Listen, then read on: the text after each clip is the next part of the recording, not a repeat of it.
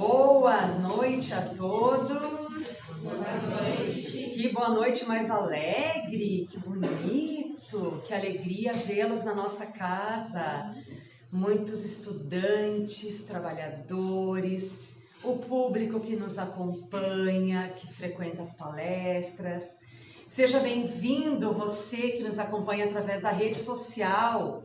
Nós vamos ter um momento de interação, vai ser muito gostoso, tá? Vamos aproveitar bem. E para dar início, vou convidá-los a serenar.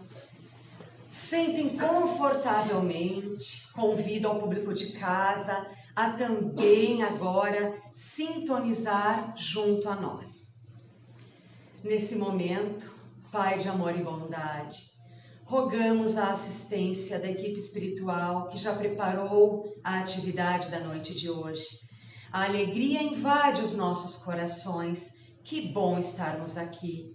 E assim, de coração grato, de pensamento elevado, receptivo a tudo aquilo que aqui hoje vamos aprender, vamos ampliar nossos horizontes, conhecimentos adquiridos, aprimorando o nosso espírito. Rogamos da espiritualidade amiga, do diretor espiritual desta casa de oração, a abertura da atividade desta noite, com paz e alegria nos corações. Que assim seja. Então, hoje nós recebemos o nosso querido amigo palestrante Jefferson, vai interagir, vai expor para vocês um tema que é da área da mediunidade, a área dele. E né, Jefferson, vai ser uma conversa gostosa, prazerosa, que vocês sintam-se bem e dúvidas depois vão sendo tiradas, né? Certo? Então é contigo, Jefferson, agora. Obrigado. Boa noite, gente. Boa noite. É uma alegria poder estar com vocês aqui nessa noite tão agradável e mais alegria ainda eu sinto em ver a nossa casa cheia dessa forma. Eu, para ser sincero, não imaginava que ia ter tanta gente encarnada aqui. Os encarnados a gente sabe que tem bastante sempre, mas me enche de alegria ver o comprometimento de vocês, o interesse em relação a esse assunto que é tão importante. Antes de nós iniciarmos, eu só quero dizer para vocês que tudo aquilo que vai ser dito hoje aqui não é opinião minha, tá? Tudo é baseado em obras que vão estar descritas junto nas apresentações e que estão aqui na frente, tá? Então são obras conceituadas, né? Não é a opinião do Jefferson frente a alguma situação. Então é tudo baseado em obras fidedignas, né? Que trazem confiança naquilo que a gente traz, justamente para que nós tenhamos essa base sólida na nossa conversa. Nós vamos ter oportunidades para que vocês possam fazer as suas perguntas e, na medida do possível, nós vamos tentar tirar as dúvidas, né? Lembrando que a gente não sabe tudo, né? Mas vamos tentar ser o mais claro possível. E se vocês fizerem alguma pergunta muito difícil, a gente conversa lá fora depois, tá? Muito bem, então, gente. Para nós darmos início a essa nossa conversa, uma coisa que eu não falei para vocês. Essa apresentação que nós vamos fazer aqui hoje, ela é baseada numa oficina que a Federação Espírita do Rio Grande do Sul faz sobre a obsessão. Porém, essa oficina ela é trabalhada em 6 horas. Né? E nós vamos trabalhar aqui ela de uma maneira bem resumida, né? Mas de uma maneira que fique claro para todos nós. Tá? Então, vocês sintam-se à vontade em fazer as suas perguntas. Nós vamos ter momentos propícios para isso. Tá? Não existe pergunta boba, não existe pergunta que seja inconveniente, né? Vocês podem perguntar, fiquem à vontade, porque nós estamos aqui para aprender juntos, tá bom? Então vamos lá. No começo da nossa conversa nós vamos procurar entender o que é obsessão. Tá? Então, o que é obsessão? Nós temos aqui no Livro dos Médiuns, Kardec expõe para nós lá que a obsessão é o domínio que alguns espíritos logram, ou eles desejam adquirir sobre certas pessoas. Um segundo conceito, agora do livro Tormentos da Obsessão, do Manuel Filomeno de Miranda, ele diz que a obsessão pode ser considerada como um choque de retorno da ação infeliz perpetrada contra alguém que enlouqueceu de dor e de revolta, necessitando de tratamento adequado e urgente. Ou seja, eu prejudiquei alguém, aquele prejuízo que eu levei a outrem acaba tendo as suas consequências negativas e a maneira da criatura, né, sejam encarnados, sejam desencarnados, se libertar daquilo é procurando me atacar, ou seja, a obsessão. E um terceiro conceito, agora segundo o Evangelho, segundo o Espiritismo, apresenta caracteres muito diversos, desde a simples influência moral, sem perceptíveis sinais exteriores, até a perturbação completa do organismo e das faculdades mentais. Ou seja, a obsessão ela tem vários graus. Ela pode ser muito simples, muito sutil, através de uma interferência no nosso pensamento, mas pode se agravar até ter consequências no nosso organismo físico, podendo ter até inclusive problemas, levando a ter problemas mentais, né? Não só um problema espiritual, mas acabando a afetar o nosso organismo físico. Depois nós vamos procurar entender quem é o obsessor. Normalmente a gente pensa no obsessor que é um cara ruim. O obsessor é um espírito ruim, né? Mas a gente vai entender que nem sempre é assim. Segundo Manuel Filomeno de Miranda, lá no livro Bilhões Partidos, é alguém colhido pela própria aflição. Ex-transeunte do veículo somático, ou seja, ex-encarnado, experimentou injunções que o tornaram rebelde, fazendo com que guardasse nos recessos da alma as aflições acumuladas, pelas quais não consegue se libertar. E para aprofundar mais um pouquinho, nós vamos pegar essa citação aqui, mais uma, do livro Obsessão e Desobsessão, da Sueli Caldas Schubert. O obsessor é quem busca influenciar mentalmente o obsidiado, com a expectativa de dominar-lhe a razão e os atos. Normalmente é considerado uma alma cruel, que pratica o mal por puro prazer. A verdade nem sempre é essa. Impossibilitado de comunicar a realidade em que se estaciona, o desencarnado sofre às vezes injustamente a acusação de perseguidor. Muitas vezes o obsessor é alguém que nos ama, alguém que nos quer muito bem, alguém que gostaria de nos ajudar, porém não tem a oportunidade de ajudar porque ainda não entende o que está fazendo. Está por livre e espontânea vontade, por carinho e por amor ao nosso lado, mas por falta de preparo e compreensão, ao invés de nos auxiliar, não por má vontade, mas por incompreensão, acaba nos prejudicando. Pode ser esse também o obsessor. Então, por isso é extremamente injusto nós dizermos que o obsessor é um espírito mau. Pode ser que seja, mas também, e na grande maioria das vezes, não é. Muitas vezes é alguém que nos quer muito bem, mas, impossibilitado de nos ajudar da maneira como gostaria, acaba trazendo prejuízo. Então, quando a gente fala em obsessão e se refere ao obsessor como alguém injusto, como alguém cruel, como alguém mau, como alguém que eu odeio, que eu não gosto, eu posso estar falando isso para alguém que eu amo muito e que não me dou conta de quem é e com quem eu estou falando. Então, tenhamos muito cuidado em relação a esse conceito, porque normalmente, e depois nós vamos ter a oportunidade de entender quem é o obsedado, né, quem somos nós, e para isso aqui eu vou abrir um parêntese. Nós temos na Federação Espírita Brasileira a área da mediunidade. E na área da mediunidade da Federação Espírita Brasileira, nós temos o diretor, o nome dele é Jacobson Santana Trovão. O Jacobson tem um programa na FEB TV que passa lá no YouTube e também tem no Spotify, tem nessas plataformas de streaming, um estudo do Livro dos Médiuns. Na FEB TV passa todas as terças-feiras à noite, nesse horário que nós estamos aqui, às 8 horas. E nesses estudos, ele está estudando desde o princípio da pandemia. Foi uma forma que a FEB encontrou de trazer a população espírita para o estudo de volta, né? E nesses estudos, ele conceitua para nós de uma maneira muito importante a relação que nós temos para com a obsessão, né? Lembrando da mediunidade. Nós temos lá no Livro dos Médiuns, Kardec nos diz que todos nós somos médiuns em graus maiores ou menores.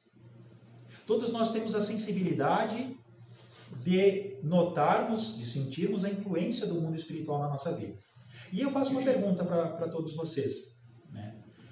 Se nós não tivéssemos a mediunidade, vamos pensar só do lado bom, né? Como é que o nosso espírito protetor, como é que o nosso anjo de guarda ia intervir na nossa vida? Como é que eles iam nos ajudar? Eles lá no plano extrafísico e a gente aqui no plano físico, sem ter essa sensibilidade. Seria impossível. Então a mediunidade é extremamente importante para nós, porque, no mínimo, o meu espírito protetor vai se utilizar dela.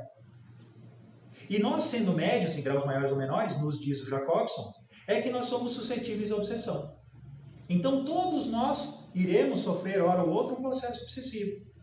Porque os espíritos encontrarão em nós, por intermédio da mediunidade, essa porta que permitirá a influência junto a nós. Mas depois nós vamos entender o porquê dessa porta aberta que normalmente nós acabamos escancarando. Né? Nós vamos entender o mecanismo, até porque a gente precisa aprender a se defender. Né? Seguindo aqui na nossa análise, então vamos entender agora quem é o obsediado. Depois nós vamos ver que vai ter existe uma dúvida em relação a essa palavra aqui do obsidiado, se é o uso certo que a gente faz ou não. Né? Então, nos baseando na Sueli Caldas Schubert também, no livro Obsessão e Desobsessão, ela diz que o obsidiado, né, aquele que sofre o processo obsessivo, é aquele que passivamente recebe sugestões mentais negativas e lhes dá acolhida. Então a primeira coisa que acontece é a gente receber aquela influência negativa do espírito obsessor, eu a aceito e a acolho. Depois ela nos diz que o obsidiado é o algoz de ontem, ou seja, alguém que errou, e que agora se apresenta como vítima. Então quando eu sei que eu estou passando por um processo obsessivo e eu penso, o obsessor está me perseguindo, eu sou a vítima. Não, tu tem culpa no cartório. Ele está te perseguindo porque tu fez alguma coisa para ele. Então, de santo, a gente não tem nada.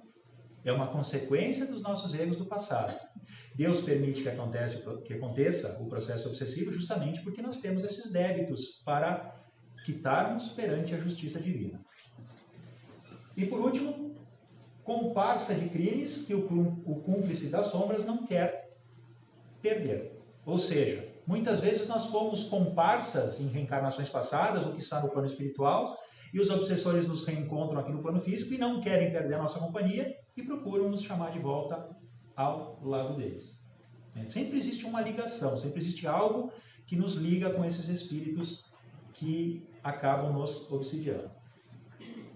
Depois, trazendo citações do MEP, que é a apostila de estudo da mediunidade, Estudo e Prática, no seu primeiro programa, aquele livrinho da capa azul, nos diz que o obsidiado é o enfermo espiritual de agora, foi em muitos casos responsável pelo descaminho de outrem. Ou seja, alguém que errou no passado, prejudicando alguém e que agora sofre as consequências. E a obsessão é como que for o passado que retorna. Então, esses erros cometidos no passado acabam vindo à tona no nosso presente e por isso o processo obsessivo se dá. E agora aqui nós vamos tirar uma dúvida. O que é o correto? Obsidiado ou obsediado? A gente encontra esses dois termos nas obras. Né? O termo mais utilizado é o obsidiado. Porém, existem autores que trabalham o termo obsediado. Vamos entender aqui. Então, ambas as formas estão corretas. A palavra obsidiado deriva do verbo obsidiar, que vem do latim obsidere, e a palavra obsediado deriva do verbo obsediar, que vem lá do francês, que é a língua utilizada por Kardec, que é do verbo obsedere. As palavras obsidiado e obsediado não derivam da palavra obsessão.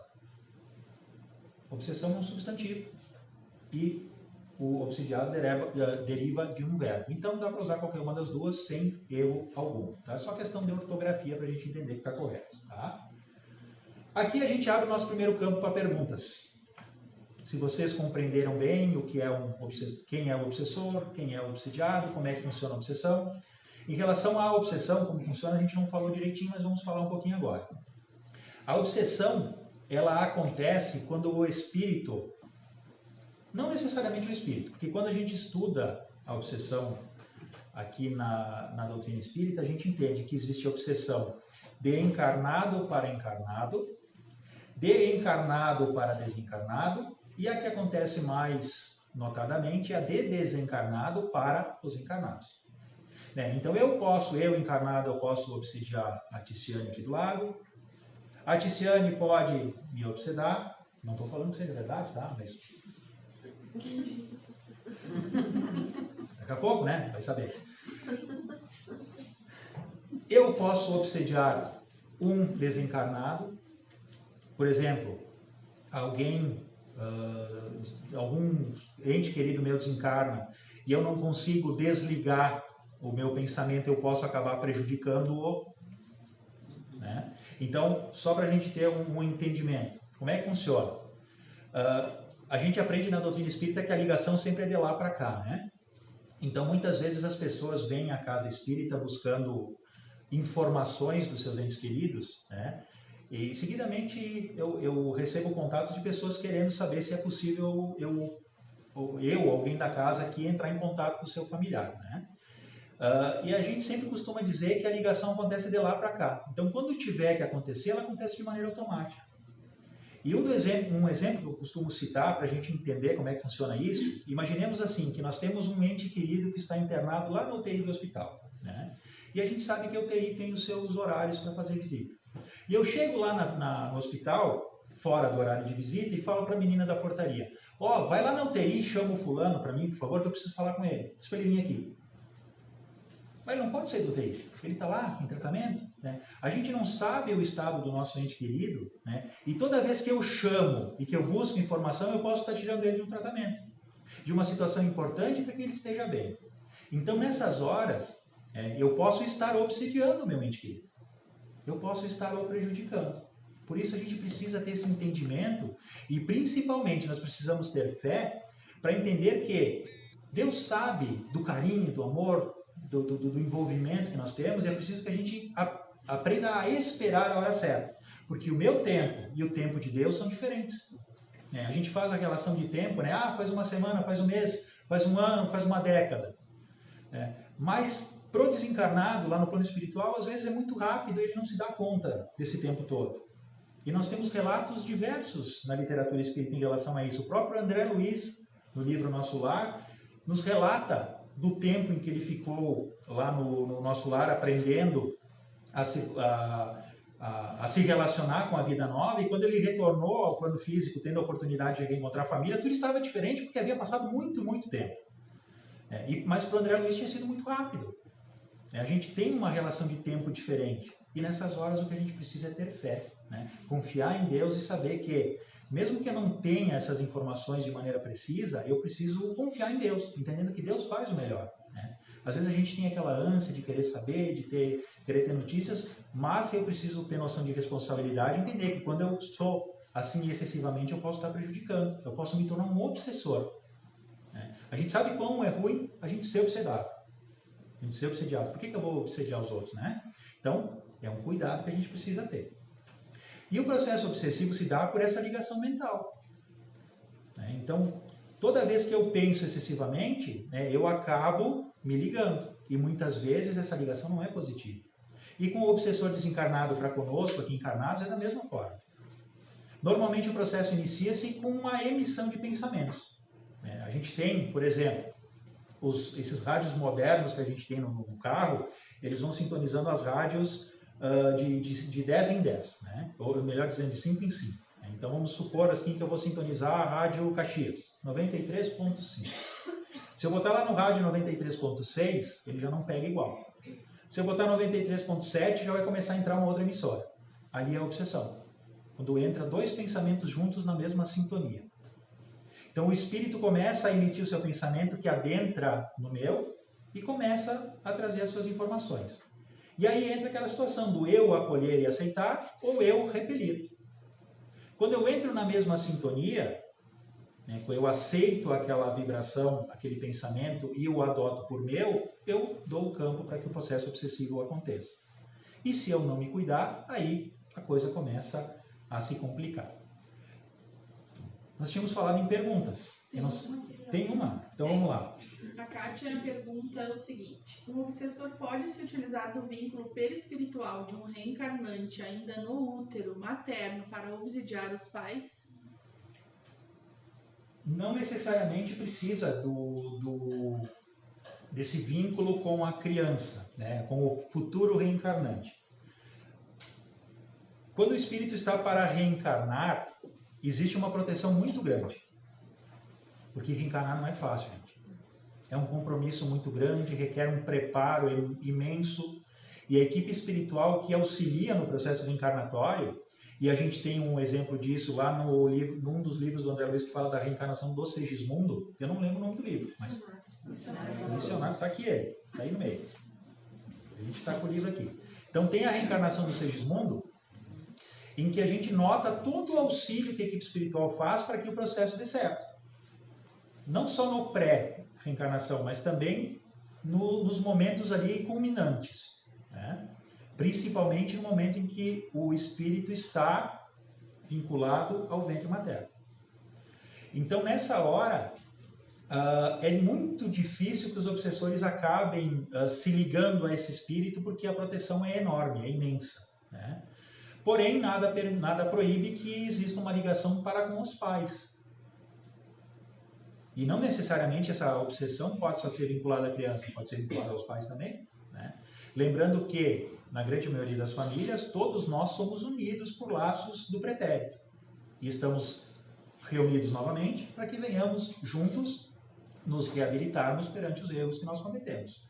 E os obsessores, nos encontrando, acabam tendo campo para que venham trazer as suas influências, desde que nós permitamos. Tá? Eu não sei se esclareci a dúvida como é que é o nome da nossa amiga? Da Kátia. Tá, Kátia? Se tu tiveres mais alguma dúvida, ou se não esclareci direito, chama na mensagem ali que a gente vai conversando de novo. Alguém aqui do público físico tem alguma dúvida? Por favor. Falando em obsessão infantil, nós já tivemos na evangelização 3 casos de obsessão ostensiva que se fala, né?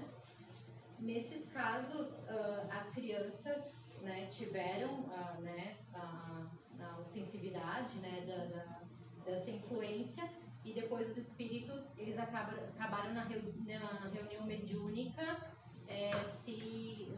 falando, enfim, né, quais eram as intenções deles com relação à família e com relação à criança. Mas, assim, com relação aos pais, porque às vezes os pais ficam em dúvida quando é uma birra da criança ou quando é realmente uma influência, né? E eles têm bastante dúvida e eles nos perguntam na evangelização como, de repente, eles poderiam saber diferenciar isso. Eu não sei se existe de alguma forma, assim, que eles pudessem perceber essa influência. Depois nós vamos conversar um pouquinho sobre a forma como nós vamos perceber quando nós estamos obsedados, né? Mas é importante que nós entendamos assim, né? Principalmente quando a gente nota em relação aos outros.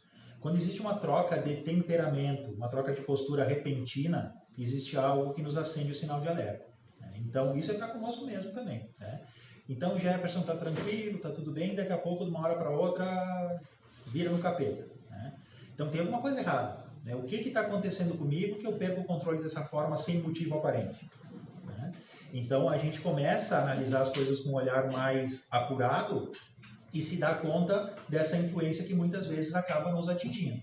Para as crianças é muito mais fácil, porque as crianças não têm um modo de defesa. Elas são mais tranquilas, são mais inocentes, né? E sem falar na situação em que até os 7 anos de idade o processo reencarnatório está em estado de evolução, está se consolidando.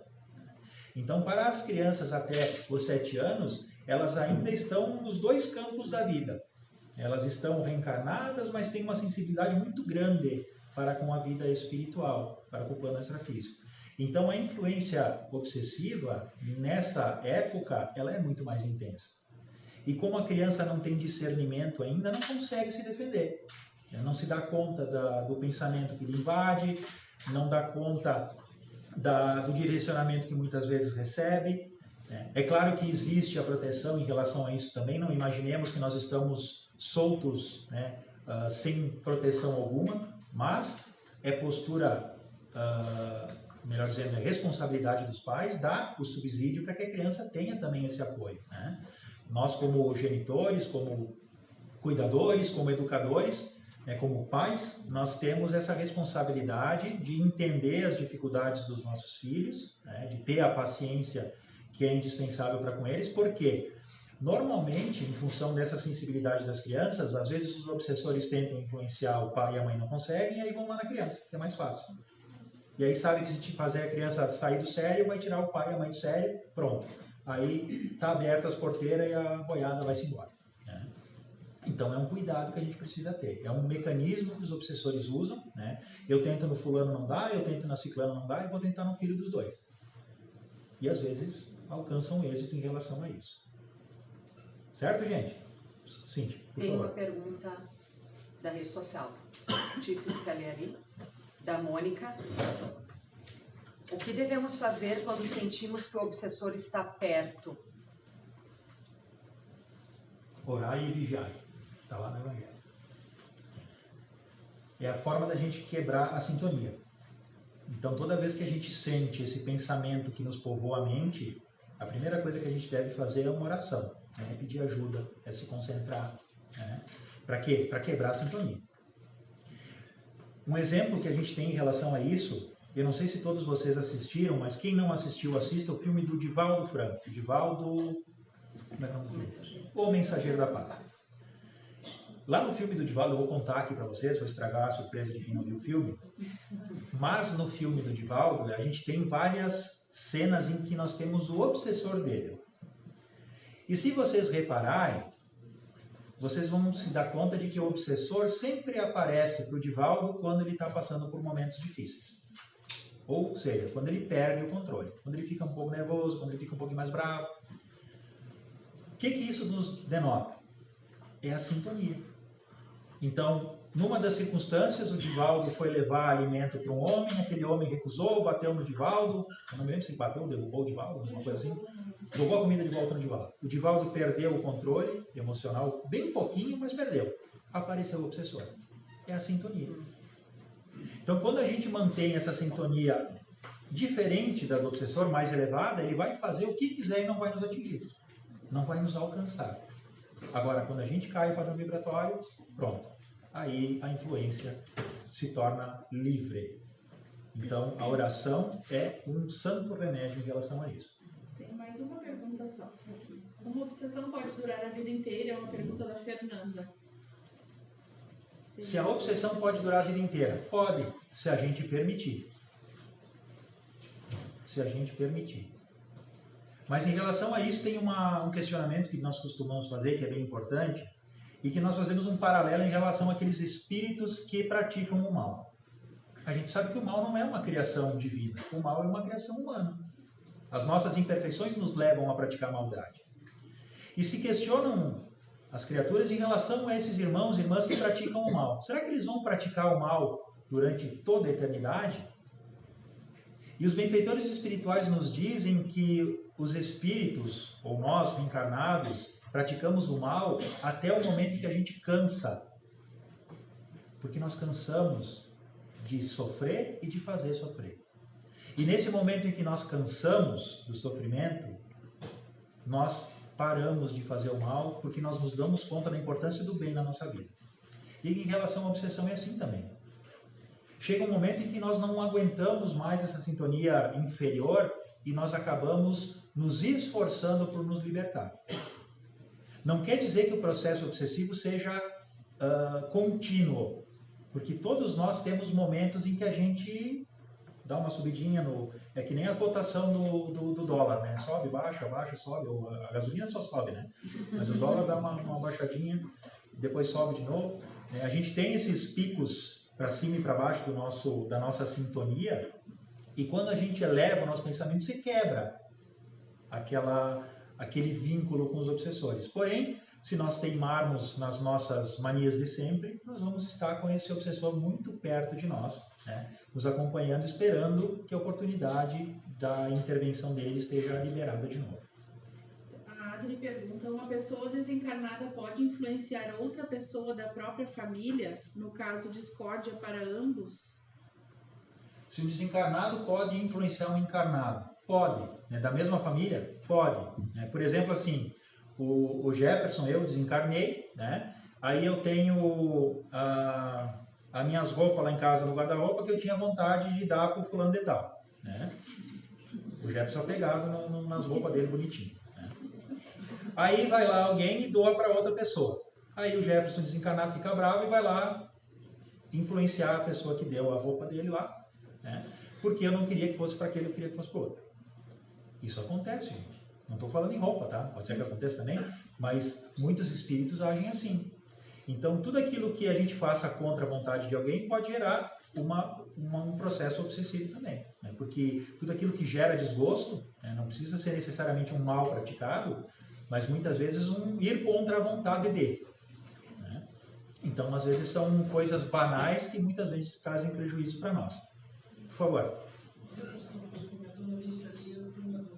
Qual a diferença entre o acolher ou aceitar a obsessão? O acolher e o aceitar. Na verdade, assim, quando a gente sofre o processo obsessivo, os espíritos direcionam a nós o seu pensamento. Né? Então, muitas vezes a gente recebe essa onda mental e esse pensamento invade o meu. Né? Então, por exemplo, eu estou andando na rua, Jefferson, vira para a esquerda aqui, né? Mas não, eu quero ir para a direita. Se eu aceito, se eu acolho aquele pensamento, né, de virar para a esquerda e viro, né, na verdade, eu acolhi, eu aceitei como meu. Eu posso repelir esse pensamento também. Né? Por exemplo, Jefferson, briga com a Tícia agora aqui, e eu me seguro. Né?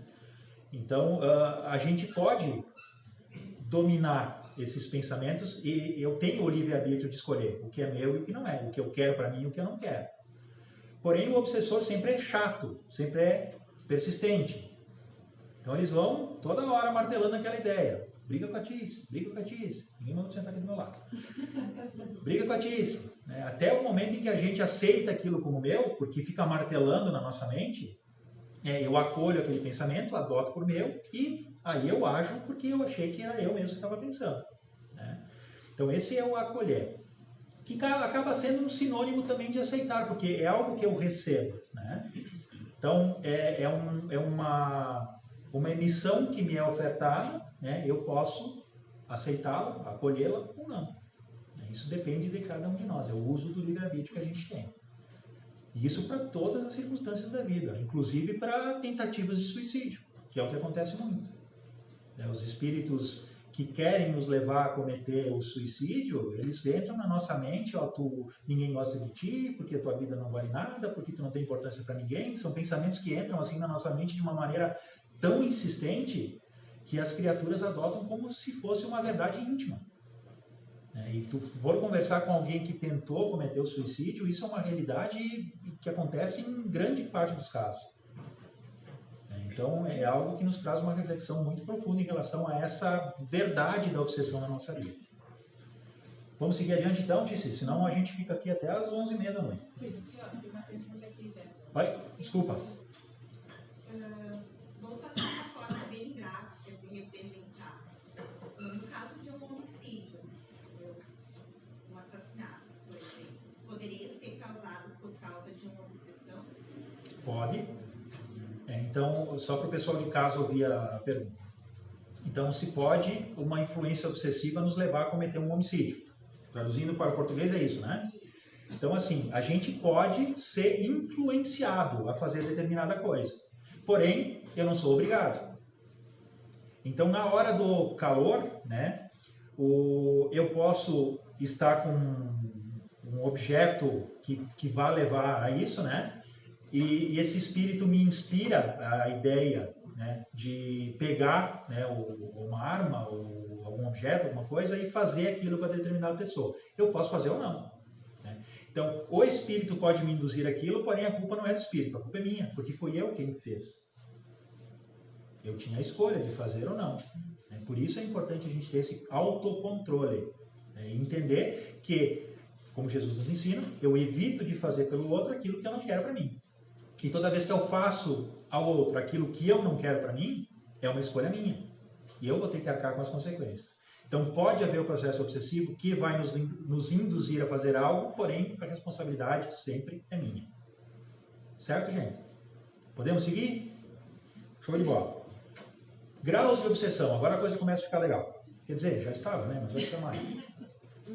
A palavra obsessão é um termo genérico pelo qual se designa essa espécie de fenômenos cujas principais variedades são, 2 pontos, obsessão simples, fascinação, subjugação.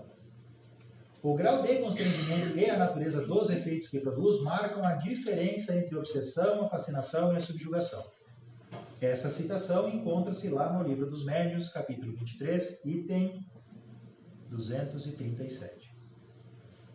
Então, nós temos aqui 3 graus de obsessão, segundo Kardec, 1857. Obsessão simples, que de simples não tem nada, a fascinação e a subjugação. Depois nós vamos ver que Kardec mudou de ideia e ele colocou mais um grauzinho ali chamado possessão. Tá? Obsessão simples. Ocorre quando um espírito enfermo, consciente ou não dos próprios atos, consciente ou não. Muitas vezes um ente querido chega perto da gente e não está consciente do que está fazendo e nos prejudica. Vincula-se ao indivíduo com o qual mantém afinidade moral e psíquica. Afinidade. Essa é a palavra-chave. Então nós podemos trocar afinidade por sintonia, né, mas afinidade é uma palavra bem bonitinha que nos deixa claro como é que funciona o processo obsessivo. Encontra-se isso no livro Encontro com a Paz e Saúde, de Valdo Pereira Franco, Joana de Ângeles. Depois nós temos no Livro dos Médiuns. Dá-se obsessão simples quando um espírito malfazejo se impõe a um médium, aqui falando na mediunidade. Tá? Dá-se obsessão simples quando um espírito malfazejo se impõe a um médium, se imiscui ao seu mau grado, ou seja, contra a vontade, nas comunicações que ele recebe. Ou impede de se comunicar com outros espíritos e se apresenta no lugar que são evocados. Lá no começo da doutrina espírita, Kardec trabalhava com a evocação. Então ele chamava o espírito do fulano de tal, o espírito se apresentava. Quando existe um processo obsessivo, muitas vezes o espírito obsessor se impõe em relação aos outros. Então, eu sou o obsessor da Ticiane e só eu me comunico com ela, mais ninguém. Então, se ela evocar o fulano de tal, eu vou me apresentar como fulano de tal, não permitindo que o fulano de tal se comunique. Esse é o processo de obsessão simples para o médium. Voltando. Livro dos Médiuns de novo. Inclui-se nessa categoria os casos de obsessão física. Entendamos que os anteriores são obsessões morais, que atacam o nosso pensamento. A obsessão física é aquela que consiste nas manifestações ruidosas e obstinadas de alguns espíritos que fazem se ouçam. São as pancadas dos ruídos. Aqueles fenômenos que nós tínhamos do princípio da doutrina espírita, lá as mesas girantes, as pancadas, os fenômenos de Hydesville, né, das irmãs Fox. Então, não que lá fosse um processo obsessivo, né, mas só para a gente trazer como exemplo.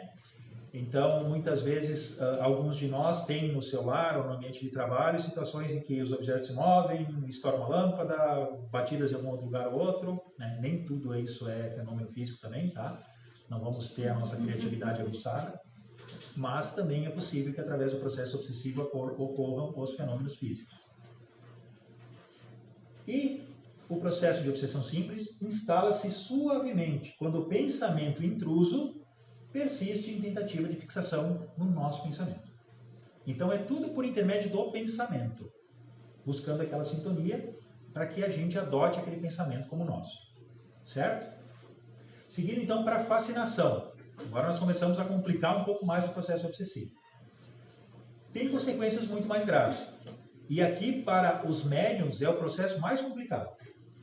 Depois nós vamos entender o porquê.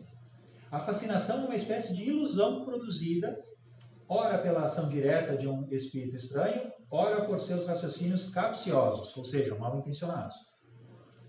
E essa ilusão produz um logro sobre coisas morais, falseia o julgamento e leva a tomar-se o mal pelo bem. Ou seja, nós temos, quando vivenciamos um processo de fascinação, uma ilusão, onde a gente comete coisas insensatas imaginando que está fazendo coisas corretas, exatas e adequadas. Tá? Essa citação está na Revista Espírita de outubro de 1858. Aqui eu abro um parêntese para a gente refletir um pouquinho sobre a Revista Espírita. Ler a Revista Espírita de 1858, 59, 60 e todas elas, não é que nem a gente lê a Veja de 1984, onde a gente só vai encontrar notícia antiga. A Revista Espírita é um diário de Kardec, onde a gente tem a evolução da doutrina espírita. Então é extremamente importante que a gente entre em contato com a Revista Espírita e a analise, né, porque ali a gente aprende muita coisa legal. Fechando parênteses, voltamos aqui. O médium fascinado não acredita que o estejam enganando. O espírito tem a arte de lhe inspirar confiança cega, que o impede de ver o embuste e de compreender o absurdo que escreve, ou que fala, ou que vivencia. Toma um falso, agora em relação ao obsessor, ele toma um falso aspecto de virtude. Os termos caridade, humildade, amor de Deus servem como que uma carta de crédito. Porém, deixa passar sinais de inferioridade, e só o fascinado é incapaz de perceber. Então, o espírito obsessor, quando ele intenciona nesse processo de fascinação, ele tenta e consegue adquirir a confiança irrestrita do médium, ou do obsidiado, que não seja médium, né? Todos nós somos médiums, mas nem todos trabalhamos nas reuniões mediúnicas. Ele adquire a confiança cega do obsidiado, usando, como diz aqui o livro dos médiuns, até falando em amor de Deus, falando em caridade, falando em perdão, falando palavras bonitas para que a gente venha confiar neles. E depois que a confiança está alcançada, aí eles começam a mostrar os seus propósitos. E entramos num grau de fascinação tão profundo que a gente não se dá conta do que está fazendo. Nós não questionamos nada, nós não analisamos e adotamos tudo o que esse espírito nos transmite como verdade inquestionável. O maior empenho deles, depois de alcançar essa confiança irrestrita do obsidiado, é afastar do obsidiado todas as pessoas que possam abrir os olhos dele e trazer questionamentos sobre aquilo que é transmitido. Então, por exemplo, o Jefferson está sendo fascinado pelo espírito da Ticiane, e a Ticiane vem me dizer que a Terra é quadrada. E eu adoto a ideia da Ticiane que a Terra é quadrada e falo para todo mundo. E aí vem a Cíntia e me diz, não, mas a Terra é redonda. Imagina, Cíntia, a Terra é quadrada. O meu mentor me falou que é. Quem que é o teu mentor? A Ticiane. E é o que a Ticiane fala, está tudo certo. Mas onde é que se viu? Tu vê lá no satélite que a Terra é redonda? É erro. A Ticiane falou que é quadrada, é porque é quadrada. E assim a gente vai. É claro que eu estou fazendo uma brincadeira aqui, né? Mas para muitas coisas da vida, acontece assim. Os espíritos transmitem para nós inverdades que nós adotamos como verdadeiras e levamos para a vida toda sem questionar. Justamente por esse processo de ilusão que é causado em nós. E por isso é tão difícil para os médiuns fascinados se dar conta do prejuízo que estão causando. Por quê? Porque para eles está tudo tranquilo, está tudo certo e verdadeiro. Então é importante que a gente tenha em relação a isso a humildade de acolher o que as pessoas nos falam e refletir sobre o que elas estão nos dizendo. Aí a Cíntia vem, Jefferson, onde é que se viu tu imaginar que a Terra é quadrada? Todo mundo sabe que a Terra é redonda. Eu posso ficar bravo com a Cíntia, mas eu preciso analisar o que a Cíntia me diz. Será que não é verdade? Por que todo mundo fala que a Terra é redonda e só o meu mentor, a Ticiane, me diz que é quadrada? Nós temos que usar a inteligência e refletir sobre tudo que nos é transmitido. Seguimos porque o relógio não para. Agora nós entramos na subjugação. Ficou um pouquinho mais complicado agora. A subjugação é uma constrição que paralisa a vontade daquele que a sofre e o faz agir a seu mau grado, ou seja, faz agir contra a sua vontade. O paciente fica sob verdadeiro jugo. Lá no Livro dos Médiuns. Depois nós temos Revista Espírita de 1858.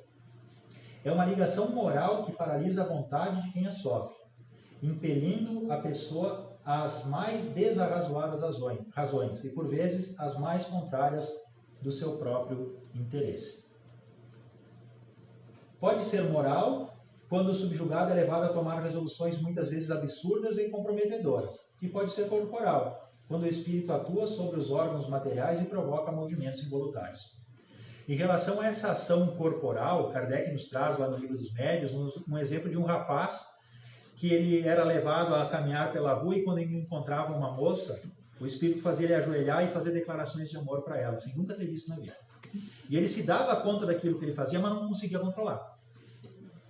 Esse é um processo de subjugação material, onde existe esse efeito no corpo físico. E pode também ter o efeito moral, quando a gente perde o controle daquilo que a gente dá, daquilo que a gente diz. Então o espírito se adona do nosso sistema nervoso por influência mental, em função da aceitação que a gente faz, né, desse processo de ligação, né? E aqui a gente precisa fazer um parênteses também, lembrando que os processos obsessivos eles podem ser gradativos. Então começa numa obsessão simples, entra numa fascinação e passa para um processo de subjugação. Mas nos diz a Ivone Pereira que o processo de subjugação pode acontecer de repentino, direto, né? Quando o espírito encontra em nós o campo propício para tal. Mas para isso é preciso que exista uma ligação muito profunda entre o obsessor e o obsedado. Algo de reencarnações anteriores, né? Uma ligação muito profunda. Porque tem que ter uma ligação muito intensa entre ambos para que o processo chegue nesse ponto da subjugação. Essa última citação aqui é do livro dos Médiuns. Tá? Depois nós vamos entrar no quarto tipo de obsessão, aquele que Kardec não tinha falado lá no livro dos Médiuns. E Kardec nos diz lá na Revista Espírita de 1863. Já foi dito que não havia possessos no sentido vulgar do termo, mas subjugados. Então não existia a possessão, mas sim a subjugação.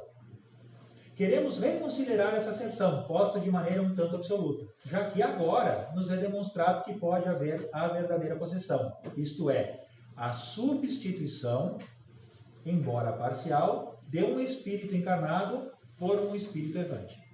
Vamos entender. Na possessão, agora a citação da Gênesis. Na possessão, em lugar de agir exteriormente, o espírito livre se substitui, por assim dizer, ao espírito encarnado. Aqui a gente precisa abrir outro parênteses. Não quer dizer que o espírito vai entrar dentro da gente. Ele vai botar a cabecinha lá dentro, né, e vai assumir a posição. Não quer dizer que seja isso, tá?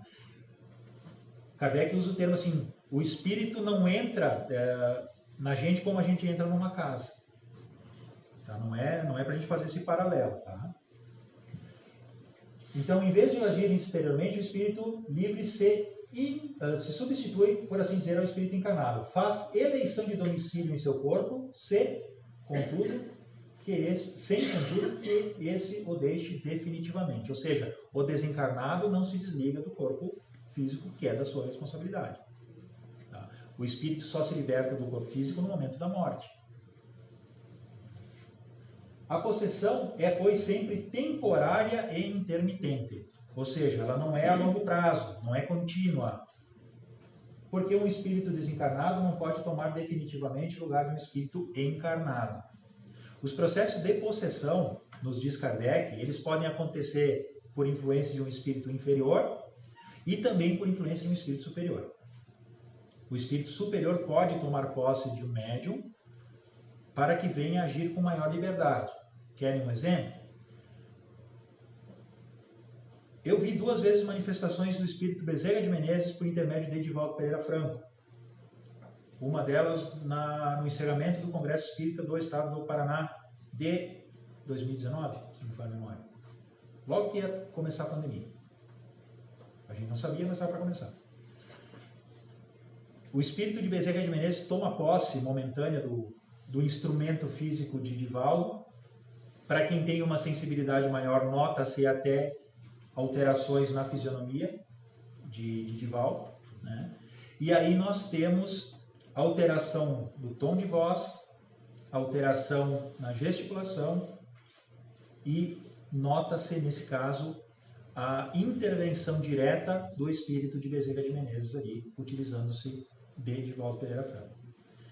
A grande maioria das situações de possessão acaba sendo feita por espíritos inferiores, né, que buscam impor a sua vontade a essas criaturas que são seus devedores, né, e aí procuram levar situações de padecimento, de dor, de tristeza, de dificuldade. Para que aconteça esse processo de possessão, é preciso uma ligação extremamente profunda e, muitas vezes, uma aceitação do obsediado. É difícil entender como é que vai se aceitar, mas é algo inconsciente, decorrência da nossa... vai ficar uma palavra meio assim, mas é a palavra que tem. É uma coisa inconsciente, mas é decorrência da nossa consciência de responsabilidade. Porque quando nós, espírito, sabemos dos erros cometidos no passado, a gente se cobra desses erros. E nós nos permitimos passar por situações onde a gente vai poder se redimir. E o processo obsessivo é uma dessas oportunidades. Então temos ali essa oportunidade em que eu me permito passar por aquilo, mesmo que inconscientemente, como encarnado, né? Eu abro a porta para que possa acontecer essa situação, porque eu sei que o efeito será positivo para o porvir. Vou passar por momentos difíceis, é verdade, mas os efeitos serão positivos. Tá, gente? Aí a gente abre para perguntas de novo. Vamos lá. Pode o obsessor atuar junto ao obsidiado, inclusive dentro da casa espírita, forçando ele a sair da casa, por exemplo? Se pode um obsessor intervir junto conosco, trabalhando na casa espírita, dentro aqui da casa espírita? Pode. Toda vez que a gente vem aqui para a casa espírita com um obsessor a tiracolo, a gente está o convidando. E a equipe espiritual da casa não pode proibir a entrada de um convidado nosso. E eles podem intervir para que a gente se afaste. Exemplo é o processo da fascinação. Então, quando a gente está fascinado, o espírito obsessor tenta nos afastar de toda e qualquer pessoa que possa abrir os nossos olhos. Por quê? Porque ele quer manter o processo obsessivo, ele quer ser o dono da verdade, ele quer ser o exclusivo do momento.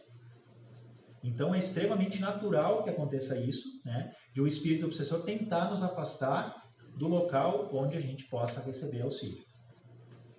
Certo, gente? Mais alguma pergunta? Por enquanto aqui não. Tá. Gente, não precisam ter vergonha. Aquela história de nós conversar lá fora é brincadeira, tá? Por favor. Eu gostaria que tu aprofundasse um pouco mais essa visão que Kardec nos traz na Gênesis, que a obsessão é uma oportunidade de melhoramento, uma prova, uma expiação que nos permite avançar espiritualmente, né? Evoluir. Isso. Então, assim, o processo obsessivo em si, ele é uma terapia para o espírito. É uma oportunidade em que espíritos que tiveram experiências juntas no passado, ambos devedores, né? Um deve, o outro é um credor, né? Mas tem a oportunidade de se reencontrar para que juntos venham quitar os seus débitos do passado.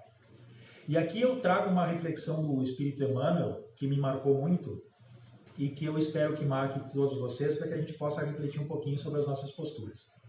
Emmanuel nos diz que toda vez que a gente prejudica alguém, ou toda vez que a gente desenvolve ódio por alguém, toda vez que a gente desenvolve um mau sentimento por alguém, eu estou me ligando por aquela criatura eternamente.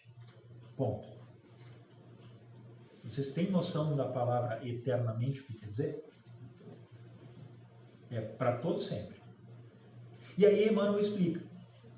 Nós estaremos ligados negativamente até aquela criatura até o tempo em que nós nos arrependermos dos erros cometidos ou que viermos praticar o verdadeiro perdão, e a partir daquele momento nós estaremos unidos para sempre por amor. Então a ligação é eterna. Agora o tempo em que a gente vai ficar sofrendo até perdoar ou até ser perdoado depende de nós.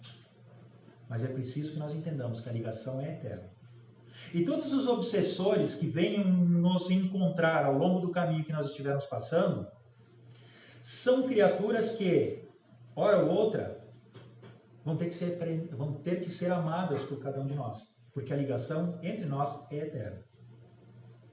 E através do processo obsessivo, nós temos a oportunidade de nos darmos conta dos erros cometidos, entender que nós não somos vítimas, mas sim nós somos devedores, e praticando aquilo que a doutrina espírita nos explica, baseado em tudo aquilo que Jesus nos trouxe, nós precisamos aprender a pôr em prática a verdadeira caridade. Lembrando que a caridade, tal qual Jesus a entende, é o perdão das ofensas, é a compreensão das imperfeições alheias e a bondade para com todos. Está lá no Livro dos Espíritos. A caridade, tal qual a entende Jesus. Quando nós conseguimos pôr isso em prática para com os encarnados e para com os desencarnados, nós vamos estar entrando num caminho que nos levará a ter uma relação muito melhor para conosco mesmo e para com os outros. E aí tendo campo para iniciar esse processo de transformação íntima que vai nos libertar de tudo aquilo que nos prende ao passado de trevas que nos caracteriza. Porque não imaginemos que nós somos criaturas santinhas. Quando a gente fala em reencarnação, todo mundo diz, eu fui um cara importante no passado, né? Ninguém foi pessoa simples, ninguém foi pobre, ninguém foi trabalhador rural, ninguém foi iletrado, todo mundo foi alguém importante, né? A gente sempre esquece essas épocas, né? Mas a gente precisa entender que nós fomos, sim, criaturas imperfeitas. Nós somos imperfeitos, mas já estamos no melhor momento da nossa reencarnação. A gente nunca esteve tão bem. Mesmo nas dificuldades que a gente vive, a gente nunca esteve tão bem.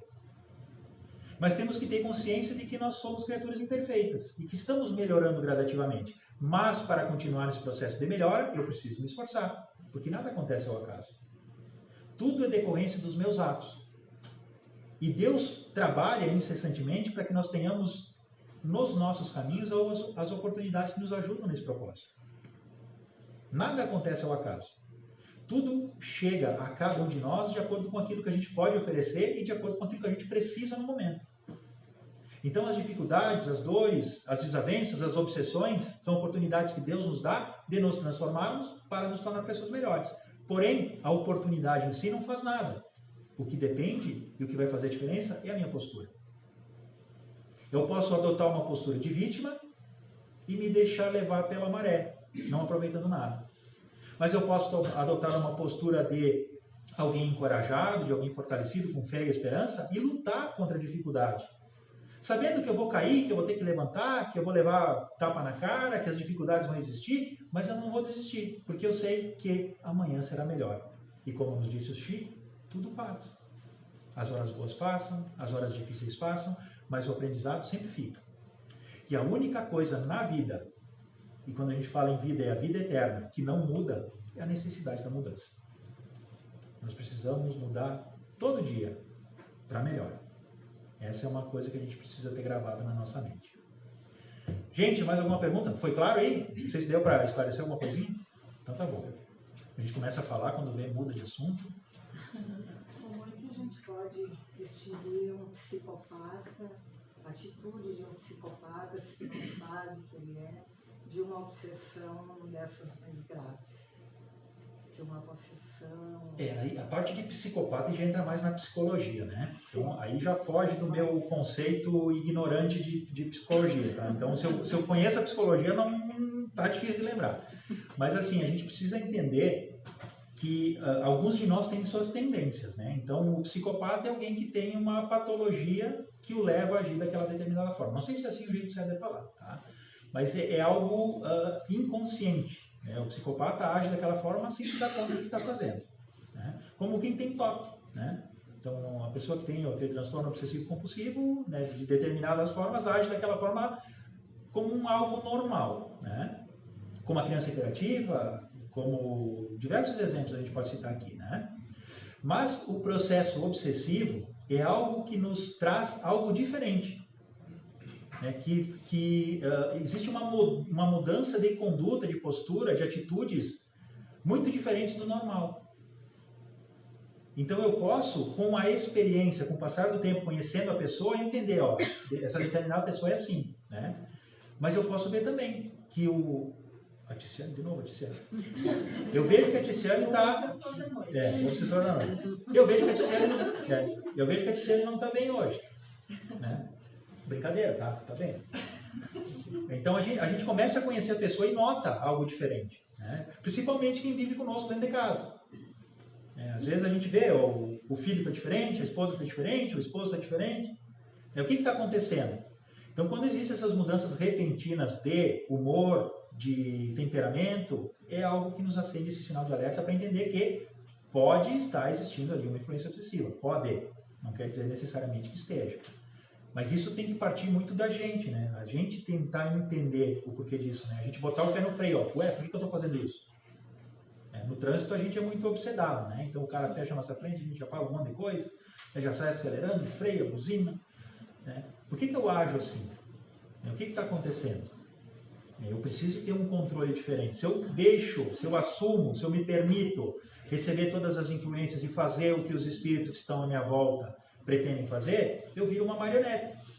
Sabe o que é marionete? Aqueles bichinhos lá, aqueles bonequinhos lá que a gente fica controlando com a mão. Os espíritos fazem aquilo comigo, ao seu bel prazer. Mas eu tenho livre-arbítrio, eu posso escolher. E preciso escolher. Porque nós somos responsáveis por tudo aquilo que fazemos. Por favor. É possível que o encarnado ele desenvolva ou sinta alguma dor física ou desenvolva alguma patologia causada por um obsessor? Pode. Nós íamos entrar mais adiante nesse tema. Mas já vamos conversar um pouquinho. E tem mais uma que eu não sei se... Acho que deve ser a mesma resposta que já deu, mas vamos prestigiar. Tá. Como podemos ajudar um familiar que vive em ambientes de baixa frequência, como o bar? E quando chega em casa, afeta o relacionamento com a família, com palavras de insulto que a pessoa não é acostumada a falar. E a gente sente que parece que entrou em casa algo, entre parênteses, com ele. Tá, isso é normal. Tá? Vamos primeiro na tua pergunta lá atrás. Quando o processo obsessivo ele é mais extenso, né, e ele começa a aprofundar o seu grau, né, de uma obsessão simples para uma fascinação, para uma subjugação, para uma possessão, começa a existir efeitos no nosso organismo físico. Tá? Então, começa sempre por uma influência mental, né? Então é uma troca de pensamentos, e depois começa a existir uma ligação energética, uma ligação psíquica, né? Perispírito a perispírito. E quando existe essa ligação perispiritual, depois nós vamos ver as técnicas obsessivas e vamos entender um pouquinho desse mecanismo obsessivo, existe uma troca de energias. E existindo essa troca de energias, muitas vezes o desencarnado procura nos afetar de alguma determinada forma que vai trazer prejuízo ao corpo físico. Então ele pode, por exemplo, me induzir, né, ou induzir o corpo físico a ter uma dor de cabeça, e essa dor de cabeça insistentemente, a longo prazo, pode se transformar numa doença orgânica. Porque o corpo físico acaba padecendo as consequências daquela energia negativa que está nos acompanhando ao longo do tempo. Então, pode degenerar até em problemas mentais. Então, muitas vezes, acontecem essas circunstâncias de problemas mentais, inclusive, a gente pode falar em depressão também, como nem sempre, mas como uma consequência do processo obsessivo. O que não quer dizer que a gente não precise de tratamento médico. Porque quando existe essa dificuldade orgânica causada pela obsessão, ou seja, de gênese espiritual, de início espiritual, o corpo físico também precisa dos recursos. E a medicina terrestre nos ajuda em relação a isso. Então a medicação que o médico prescreve jamais deve ser deixada de lado, mesmo quando a gente faz o tratamento espiritual. Então é importante que a gente trabalhe paralelamente o conceito orgânico, através da medicina, e o conceito espiritual, através do tratamento na casa espírita. Tá, e a outra pergunta que ela tinha falado, agora que eu lembrei, em relação às companhias de acordo com o local onde a gente vai. Então foi citado o exemplo de alguém que vai num bar, né, e quando volta para casa, age de maneira diferente, né? Muitas vezes a gente acaba voltando excedido em relação àquilo que a gente foi fazer lá, né? Ou seja, se a gente pegasse o bafômetro no meio do caminho ia dar problema, né? Então a gente precisa entender assim, quando eu vou num lugar, né, eu vou estar na companhia das pessoas que gostam daquele lugar. Então se eu vou lá no bar para tomar cachaça, eu vou ter a companhia de quem gosta de tomar cachaça. Se eu vou lá no parque para tomar chimarrão, vai ter os gaúchos lá, né? Mas vai ter os desencarnados que gostam daquelas coisas. Se eu vou usar drogas, eu vou ter companhias que gostam do efeito das drogas. E essas companhias vão me induzir a fazer isso cada vez mais. Nós temos exemplo disso no livro Sexo e Destino, psicografado pelo Chico Xavier, psicografia do André Luiz, numa circunstância em que um dos personagens, que eu não me lembro o nome, estava sentado na sua poltrona em casa e havia 2 obsessores à sua volta. E um deles disse assim, eu preciso tomar um pouquinho de uísque, eu vou fazer ele tomar. E o obsessor foi lá no ouvido do cara e disse, eu quero tomar um uísque. E o cara foi lá, pegou a garrafinha de uísque, encheu e tomou uma dose. E aí o outro obsessor disse, mas eu também quero. E aí o outro disse, não, vai lá e fala com ele. E ele foi lá e falou. E o cara foi lá e tomou outra dosinha de uísque. E assim a gente faz. Tá? Então, quando a gente vai nesses locais, é natural que nós tenhamos companhia que gosta daquilo. E muitas vezes elas nos acompanham em casa. A gente leva essas companhias para casa porque viram amigos. né? Viram companheiros. Eu sei que o fulano lá vai tomar a cachaça quando eu quero, eu vou junto dele. Aí a gente vai estar sempre junto, sempre aproveitando um ao outro.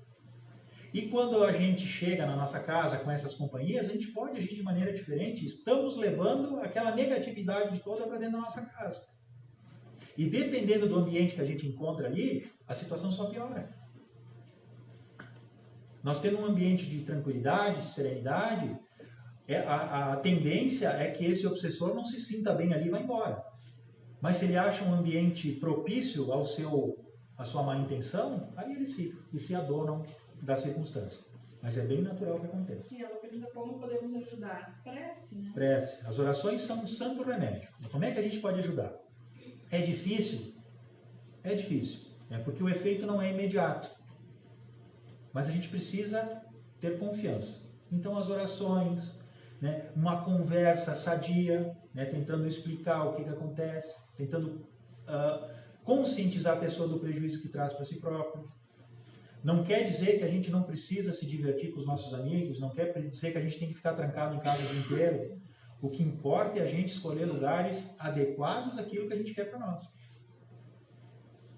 Nós escolhendo os lugares onde a gente vai, onde a gente se sente bem, né, a gente vai estar rodeado de amigos que têm os mesmos propósitos que os nossos. Quem gosta daquilo, desculpa, Cíntia, quem gosta daquilo vai estar rodeado, né, de desencarnados que gostam, que têm o mesmo gosto. Por favor. Mas não necessariamente essa pessoa precise ir ao bar. Ela pode tomar dentro de casa. Ela pode estar na sua casa e beber. A companhia está ali. Está ali também. Então ele não precisa estar saindo, indo e vindo da rua. Quando vê, ele está tomando dentro de casa e está ali as companhias ali. Né? O vício continua o mesmo. E a gente não está falando mal de vício aqui, gente, pelo amor de Deus.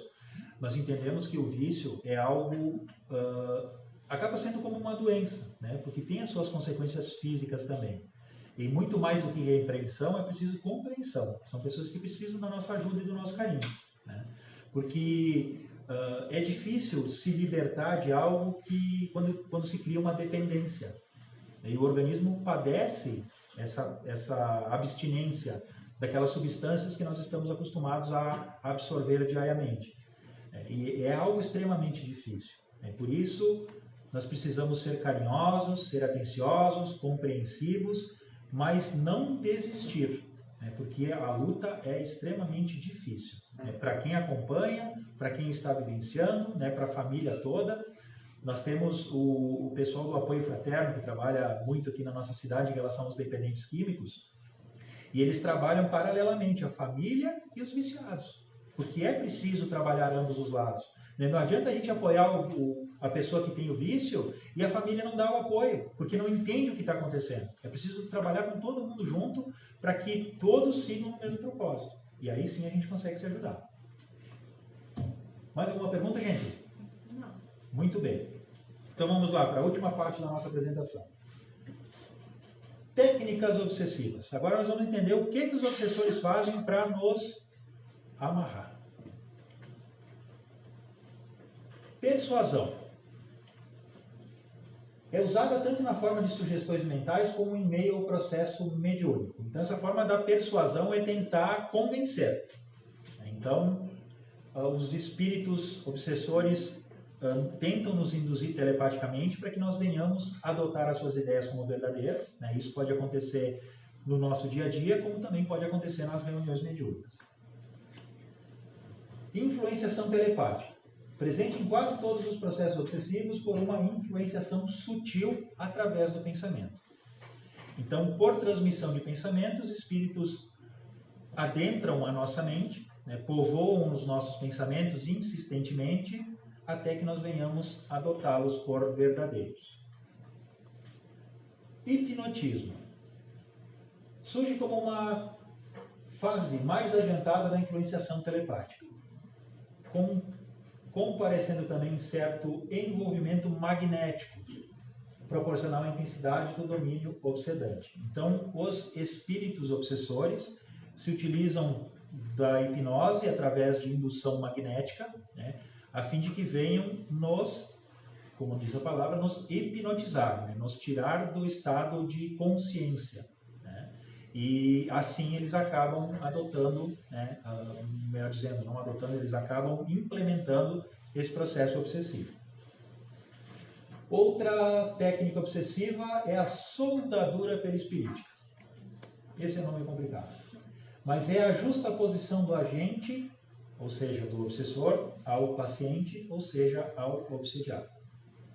Os perispíritos parecem se interpenetrar. Há uma quase fusão entre eles. Acontece sob comando de terceiros. Ou seja, eu, obsessor, não consigo fazer isso por conta própria. Eu preciso de apoio de terceiros. E nas obras de André Luiz, a gente vê que normalmente em processos obsessivos mais complexos, não é um obsessor sozinho. São equipes que se apoiam no mesmo propósito de dar sequência a esse processo obsessivo. Outra técnica obsessiva, a infecção fluídica. Essa é uma expressão cunhada pelo espírito André Luiz, atribuída a fatores como projeção obsessiva de formas-pensamento. Né? Quando a gente emite os nossos pensamentos, quando a gente pensa, nós criamos o que André Luiz chama de forma-pensamento. Então, nós emanamos essas formas-pensamento e elas ficam povoando a nossa atmosfera, né, ao nosso lado. Nós estamos aqui cheios de formas-pensamento à nossa volta que a gente não consegue ver, mas que existem. E os obsessores se utilizam dessa projeção de formas-pensamento negativas a fim de que nós as acolhamos também. Tá? Canalização de emanações deletérias, ou seja, emissão de energias inferiores, né, prejudiciais, e a transmissão ou implantação de germes psíquicos. Esses germes psíquicos também são expressões cunhadas por André Luiz. Tá? Estão no livro Nos Domínios da Mediunidade. Em que geralmente são germes mesmo, né? São criações que trazem, como os germes, para nós também essas inflexões, né? Só que essas causam no perispírito, causando sensações negativas em todos nós. Tá? Mas isso é uma circunstância num processo muito mais complexo, tá? Não é algo natural, ou seja, muito normal de acontecer. É um processo mais complexo. Manipulações ectoplásmicas. O obsessor opera com o ectoplasma disponibilizado pelo próprio obsidiado, produz uma série de efeitos físicos que podem atormentar a vítima. E aqui a gente lembra daqueles efeitos físicos do processo de obsessão simples. Então, manipulando esse ectoplasma, né, as nossas energias, o obsessor acaba interagindo, né, e fazendo aqueles fenômenos físicos com o objetivo de nos assustar, de nos tirar do sério, né, de nos perturbar. E, por último, a provocação de reflexos anímicos. Quando a gente fala de anímico, nós lembramos do próprio eu. Então, esses reflexos anímicos são reflexos íntimos de cada um de nós. Tá? Então, através do processo obsessivo, ele provoca o afloramento de conteúdos subconscientes da vítima, ou seja, do obsedado, com o emprego de indução telepática e do magnetismo. Ou seja, são lembranças do passado que estão arquivadas no nosso subconsciente, normalmente trazendo situações em que o obsessor se vê como vítima, para que a gente se lembre daquilo, se sinta culpado, a gente baixa o padrão vibratório e aí eles consigam implementar a sintonia que eles tanto precisam para dar sequência ao seu processo obsessivo. Tá? Isso tudo aqui não sou eu quem digo, eu tirei essas citações aqui do livro Teoria da Mediunidade, do Zalmino Zimmermann. Como reconhecer a obsessão? Pela persistência de um espírito em se comunicar bom ou mau grado. Isso aqui para os médiuns. Então, se eu tenho um espírito, né, que é meu mentor, né, e aí eu estou em casa lá, jantando, e aí vem o meu mentor no meu ouvido e diz, vamos escrever um livro agora. Não, mas eu não estou no centro espírita. Não, vamos escrever agora. Pega o papel aí. Ou a gente está aqui na casa espírita, trabalhando numa reunião mediúnica, e o espírito se sobrepõe aos outros, e não, é só comigo aqui. Nós somos um canal exclusivo. Né? E então esse é um sintoma que nos traz essa situação de reconhecimento de que é um processo obsessivo. Ilusão que impede de reconhecer a falsidade e o ridículo das comunicações que recebe. Então, aquela situação da Terra quadrada. Então, todo mundo sabe que a Terra é redonda, mas eu aceito que a Terra é quadrada, e todo mundo fala ao contrário, mas eu imagino que está todo mundo errado. Sintoma de que eu estou sofrendo um processo obsessivo. Crença na infalibilidade e na identidade absoluta dos espíritos que se comunicam e que, sob nomes respeitáveis e venerados, dizem coisas falsas ou absurdas. Desculpa. Por mais que a gente leia as mensagens ou a gente escute as mensagens psicofônicas que são transmitidas por intermédio da voz, de espíritos que usam nomes veneráveis, por exemplo, o Bezerra de Menezes, e que aí vem me falar que eu tenho que pegar o meu vizinho pelo pescoço porque ele está abundando acerca de lugar. Né? Não, mas foi o Bezerra de Menezes que falou. Né? E não me dou conta de nada. Eu aceito tudo como verdade e não questiono. Né? É um sinal de que eu posso estar passando por um processo obsessivo. A gente precisa ter critério, precisa usar inteligência, precisa analisar. Confiança do médium nos elogios que lhe dispensam os espíritos. Aí o Jefferson está lá no trabalho mediúnico, né, não faz nada o dia inteiro. E vem lá o espírito, o mentor deles, Jefferson. Nós estamos te preparando para uma grande missão. Tu é o melhor médium da mesa, dessa casa. Tu vai fazer a diferença no mundo. E eu aceito e acho que é verdade.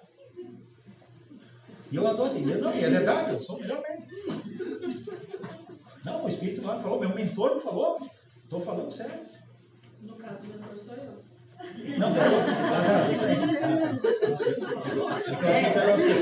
Olha, já está sofrendo de Tu já trocou de papel tanto hoje, né? Podia te emprestar o casaco para te quando era o obsessor tá de uma cor e o treinador de outra. Para mim não me confundir. A gente precisa entender essas coisas também, né, gente? Então, espírito benfeitor jamais vai trazer elogios para nós. Eles vão só nos incentivar ao trabalho. Tudo aquilo que venha incentivar o nosso orgulho e a vaidade é sinal de alerta. E quando a gente aceita, mais sinal de alerta ainda. É claro que é difícil a gente se dar conta disso, mas as pessoas à nossa volta vão notar.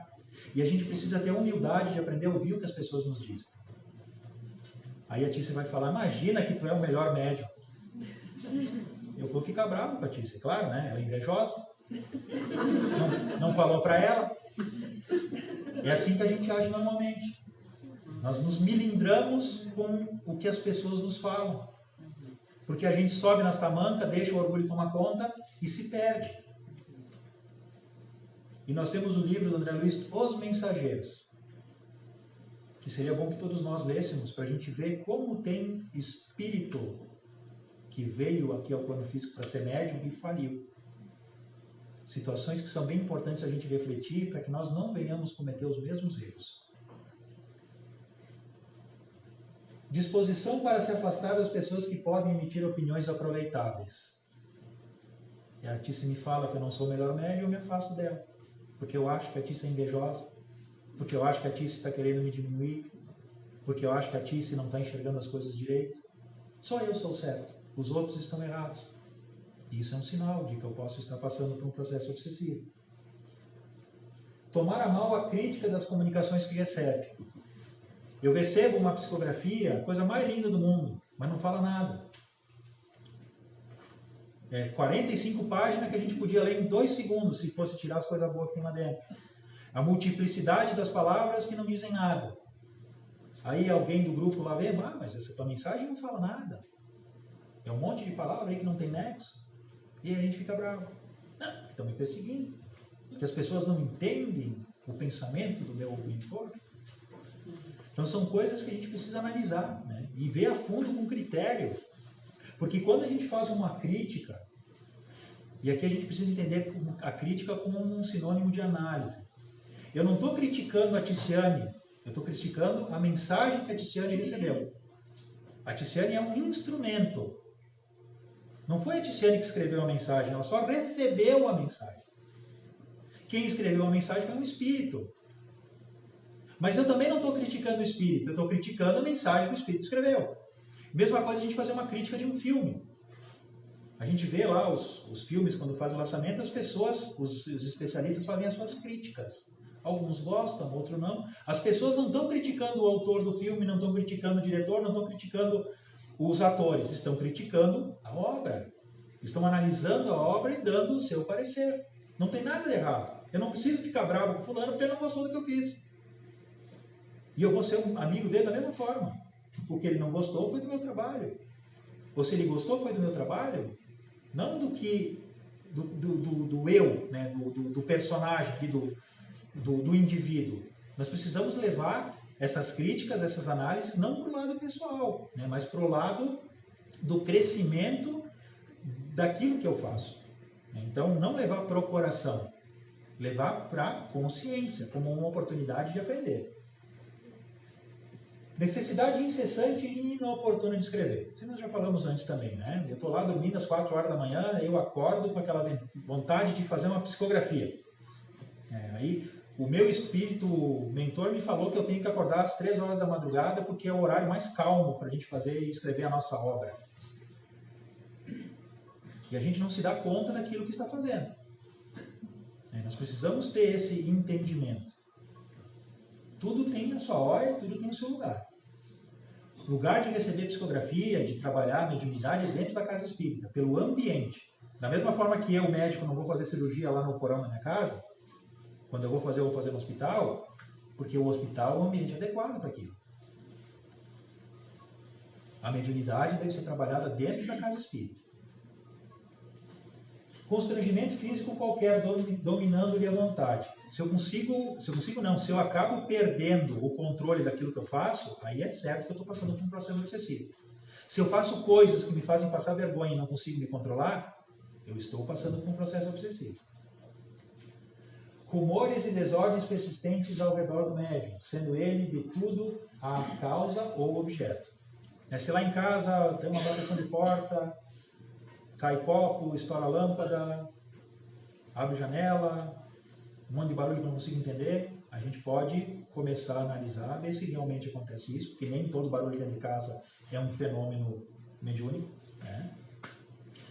Quando acontece isso insistentemente, que acaba nos prejudicando, às vezes não nos deixa dormir, nos tira do sério, nos perturba no trabalho, ou nos perturba no ambiente do lar, é preciso que analisemos para entender se realmente é um fenômeno mediúnico, e aí sim pode ser um processo obsessivo também.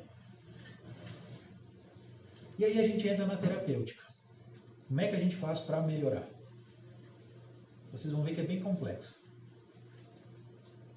Oração e vigília. Orai e vigiai. Então a oração é o primeiro e o melhor dos medicamentos que a gente pode usar contra o processo obsessivo. Quando a gente ora, a gente se liga a Deus. Nos ligando a Deus, a gente muda o padrão vibratório. E a gente mudando o padrão vibratório, a gente corta aquela ligação que existia entre nós e o obsessor. Isso foi um processo de obsessão simples, que é o que acomete a grande maioria de nós. Para situações mais complexas, muitas vezes a gente não consegue orar. Não sei se alguma vez já aconteceu com vocês, a gente tentar rezar e não consegue. Quando acontece isso, é batata. Tem uma obsessãozinha aí. E a gente não pode fugir disso. Imaginar que não é verdade. Imagina que eu vou estar obcecado. Eu trabalho lá no Centro Espírita. Estou lá todo dia. Faço a caridade.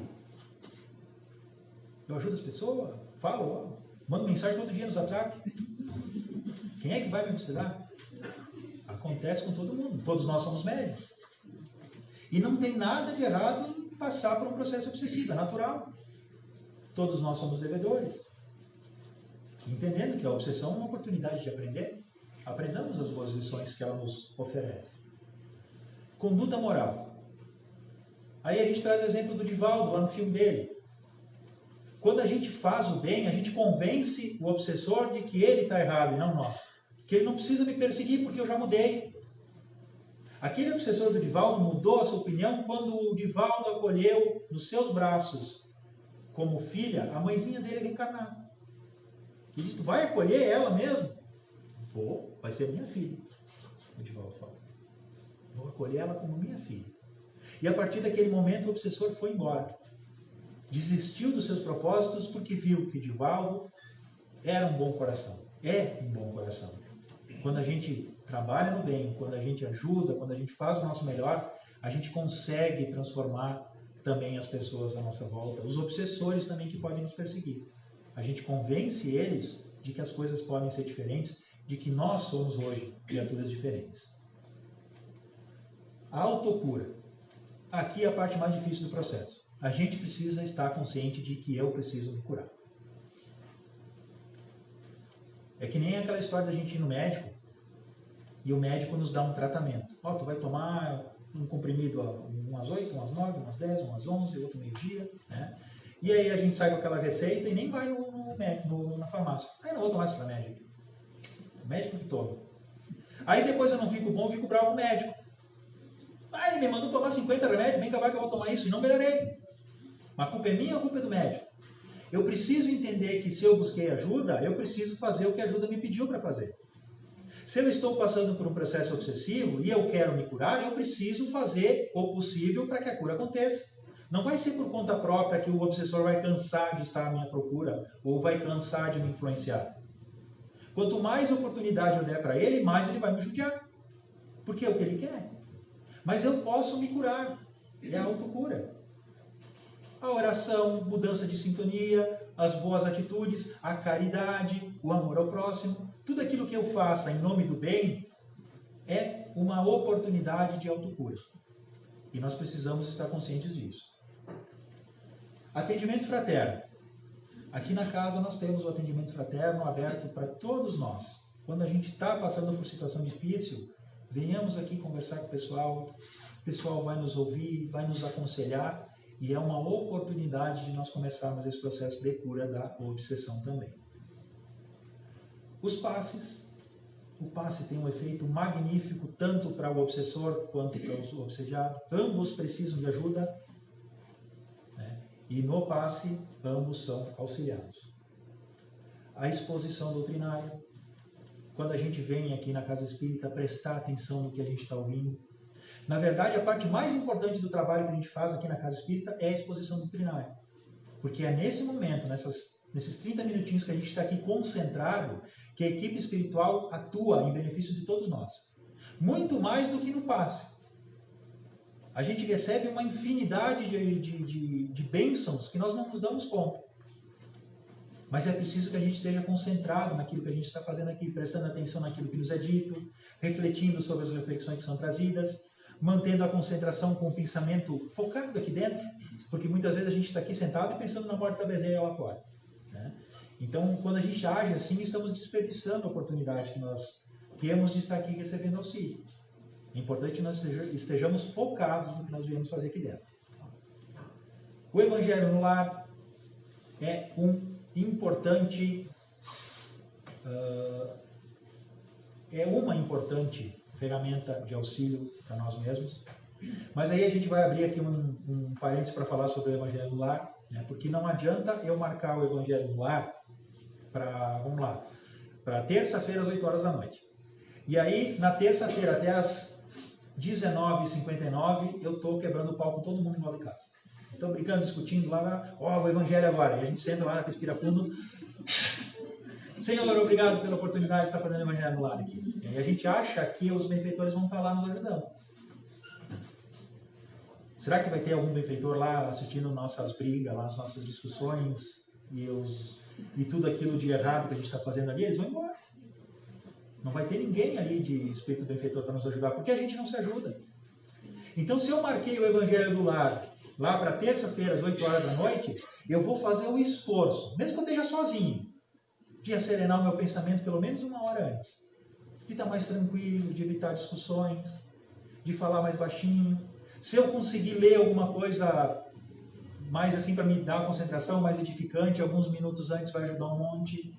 Diminuir o volume da TV, se puder desligar melhor, né? A gente se preparar para que a gente possa estar usufruindo daquela companhia. Nós não temos noção do que acontece no nosso lar quando a gente faz, o nosso lar é a nossa casa, não o nosso lar lá colônia, tá? A gente não tem noção do que acontece no nosso lar quando a gente faz o Evangelho no Lar da maneira correta. É preciso que a gente entenda que não basta eu estar ali fazendo o Evangelho no Lar, não é aqueles 5 minutinhos que a gente faz lá, não é aquele quadradinho fechado. Tem a ambiência toda. Tá? E outra coisa no Evangelho no Lar, a gente abre lá o Evangelho e sai a paciência. Né? Aí eu já olho para a esposa. Viu? O que falei? Você não tem paciência? Não é para jogar na cara do outro.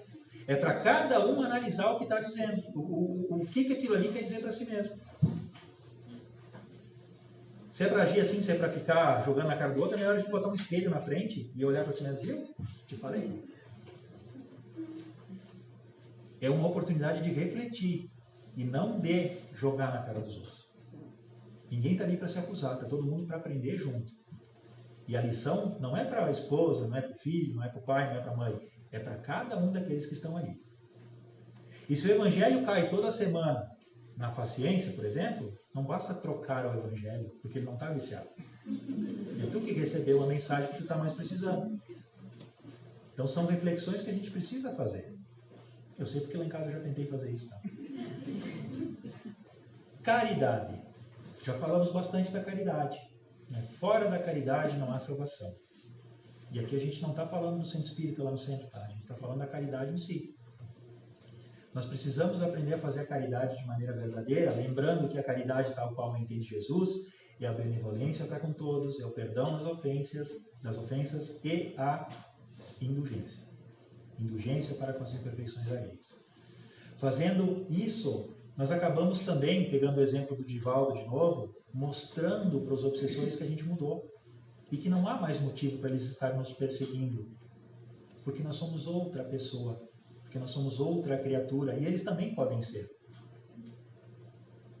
Água magnetizada. A popular água fluida. Nós devemos trazê-la aqui no centro, lembrando que a equipe espiritual coloca ali na nossa garrafinha tudo aquilo que a gente precisa. Muito mais do que a gente imagina. E aquilo ali não é uma garrafa para a gente sair daqui e apertá-la na boca e tomar tudo de uma vez só. É um remedinho para a gente usar ao longo da semana em doses homeopáticas para que venhamos usufruir de todo o benefício que aquela água ali traz para cada um de nós. Os efeitos são extremamente positivos e por isso é importante que nós façamos bom uso. Né? E para o processo obsessivo também ajuda muito, porque traz benefícios para o desencarnado, inclusive, visto que existe a troca de energias. Estudos à luz da doutrina espírita. Quando a gente estuda, pode ser até em casa, lendo uma obra, o desencarnado, o obsessor que está à nossa volta, está lendo o nosso pensamento e ouvindo aquilo que a gente fala. Ou seja, está aprendendo conosco.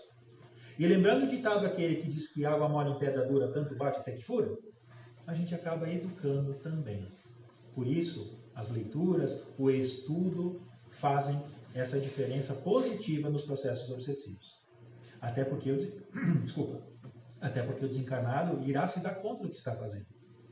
Muitas vezes, lembrando que o desencarnado, às vezes, o obsessor pode ser um ente querido meu. E não esteja se dando conta do que está fazendo. Às vezes nem se dá conta que está desencarnado. E quando a gente estuda, quando a gente lê, às vezes ele recebe o auxílio para se dar conta da situação em que está. E aí a gente entra nas perguntas de novo. Não sei se alguém tem mais alguma pergunta para nos fazer. Eu sei que eu falei tudo de uma maneira bem clara, compreensível e inteligível. Vocês estão rindo por quê? Guiada pela tua mentora. Ah, isso aí, isso aí. Tu levantou a plaquinha de palmas? Não, é risadas. Gente, façam as suas perguntas, não precisam ter vergonha. A gente está aqui para conversar. E é importante que nós saiamos daqui entendendo o que é a obsessão, o que a gente pode fazer para que ela não venha se agravar nas nossas vidas, entendendo que é natural que aconteça. Nós somos espíritos devedores e hora ou outra a obsessão vai acontecer conosco. Mas não tem nada de errado eu sofrer um processo obsessivo. O que está errado muitas vezes é eu permitir que ele se alongue. Porque nós temos a oportunidade de torná-lo muito mais breve, né, quando a minha conduta acaba sendo diferente. E uma outra coisa que eu preciso dizer para vocês. A gente tem duas circunstâncias, né? Sempre que a gente vem aqui na casa espírita, a gente está acompanhado de alguns espíritos. Alguns, no plural. É porque pelo menos a gente tem um espírito que nos quer bem e às vezes um que nos quer mal. E às vezes pode ter alguém que está nos fazendo companhia. Como assim companhia? Eu estou andando pela rua, um espírito me vê andando lá, ó, simpatizei com o rapaz lá, estou junto. E eu venho na casa espírita aqui, esse espírito me acompanha. Né? Nesse caso, não é um espírito obsessor, é um espírito que me acompanha, ele só veio junto. Ele não me influencia, ele só está aproveitando a companhia. E essas companhias, muitas vezes, nós temos as dezenas à nossa volta. E sempre que a gente faz algo vinculado àquela terapia que a gente falou antes ali, em relação a isso, nós estamos beneficiando eles todos. Então é importante que a gente se dê conta dessa situação. Então, em relação a isso, sempre que eu venho aqui na casa espírita, eu não preciso imaginar que eu estou com uma obsessão. Muitas vezes a gente sente alguma influência, alguma coisa diferente, mas nem sempre é uma obsessão, às vezes é só uma companhia que está junto comigo. Mas aqui na casa espírita nós vamos receber o auxílio, tanto nós quanto o desencarnado. Vamos lá, gente, perguntas? Vamos lá, vai, fica à vontade. A obsessão de encarnado para encarnado, um exemplo que você teria para dar para nós? Obsessão de encarnado para encarnado. A mãe que não deixa o filho viver. É o primeiro exemplo que me vem à mente. Então, muitas vezes a gente não se dá conta e a gente é excessivamente apegado, agrudado. Então, assim, não estou falando mal das mães, pelo amor de Deus, tá? Estou só pegando um exemplo. Vamos pegar um pai, então, para não dar errado. Então, um pai que não deixa o filho viver. Então, o filho não pode botar o pé na terra, o filho não pode ir no banheiro sozinho, o filho não pode tomar banho sozinho, o filho não pode pegar frio, o filho não pode pegar calor, o filho não pode ir para a escola sozinho. Se puder estar junto dentro da sala de aula junto com o filho, bota o filho, senta na cadeira, bota o filho sentado no colo e ajuda a escrever ainda na sala de aula. Tudo aquilo que a gente faz em excesso pode virar um processo obsessivo. É uma obsessão de encarnado por encarnado. É quando eu influencio, lembrando que a obsessão é uma influência, quando eu influencio a fim de que a pessoa tenha a sua vontade bitolada. Então eu acabo impondo as minhas vontades para o meu filho, para a minha filha, e não deixo eles fazer o que eles querem, porque eles vão fazer só o que eu quero, em todos os momentos da vida. Então isso, de maneira excessiva, é uma obsessão de encarnado para encarnado. Tá?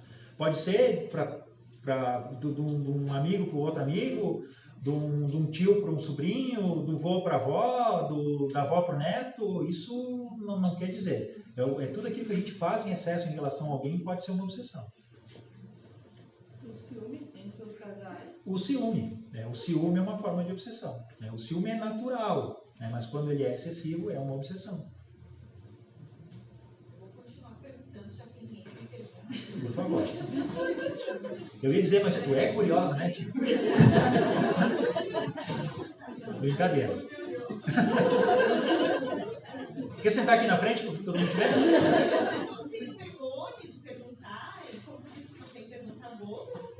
Fica à vontade. No caso, assim, digamos que eu admiro alguém, vou pegar aqui minha irmã de exemplo. Eu admiro a Nath, ela consegue conquistar as coisas muito fácil, parece que a vida é fácil para ela. Essa minha atitude pode se tornar, pode prejudicar ela como se fosse uma obsessão? Pode ter efeitos negativos, dependendo de como a gente intervém em relação a isso, Então, eu posso, assim, em relação a... Vamos pegar a tua irmã, Vamos pegar a tua irmã como exemplo. Então, é Nath, então, a Nath se dá bem no trabalho, a Nath se dá bem com as pessoas, ela é comunicativa, todo mundo quer ela bem, e para mim já é diferente. Então, eu posso ver isso como algo na Nath que me gera uma dor. É porque eu queria ser como a Nath e não consigo. E aquilo ali me gera uma inveja. E quando gera uma inveja é algo negativo. E dependendo de como essa inveja repercute em mim, eu posso prejudicar. Porque acaba sendo uma dor minha que acaba sendo direcionada à pessoa objeto daquela inveja. Então, pode ser para qualquer pessoa da nossa vida.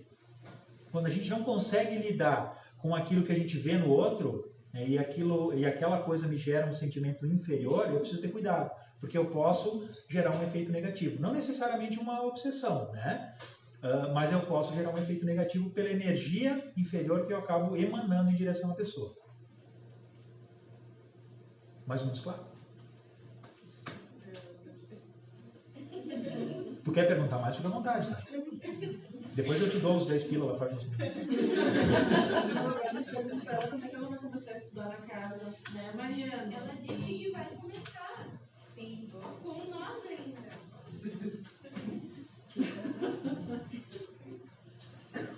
Depois de todas essas perguntas, tem que estudar, né?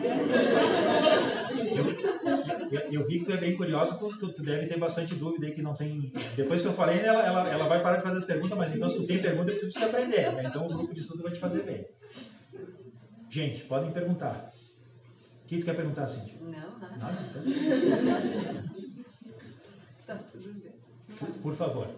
Como que eu posso estar ajudando o meu obsessor? Com oração, para encaminhar ele na evolução dele também, como somente? Só para o pessoal de casa nos ouvir, como é que a gente pode ajudar o obsessor, né?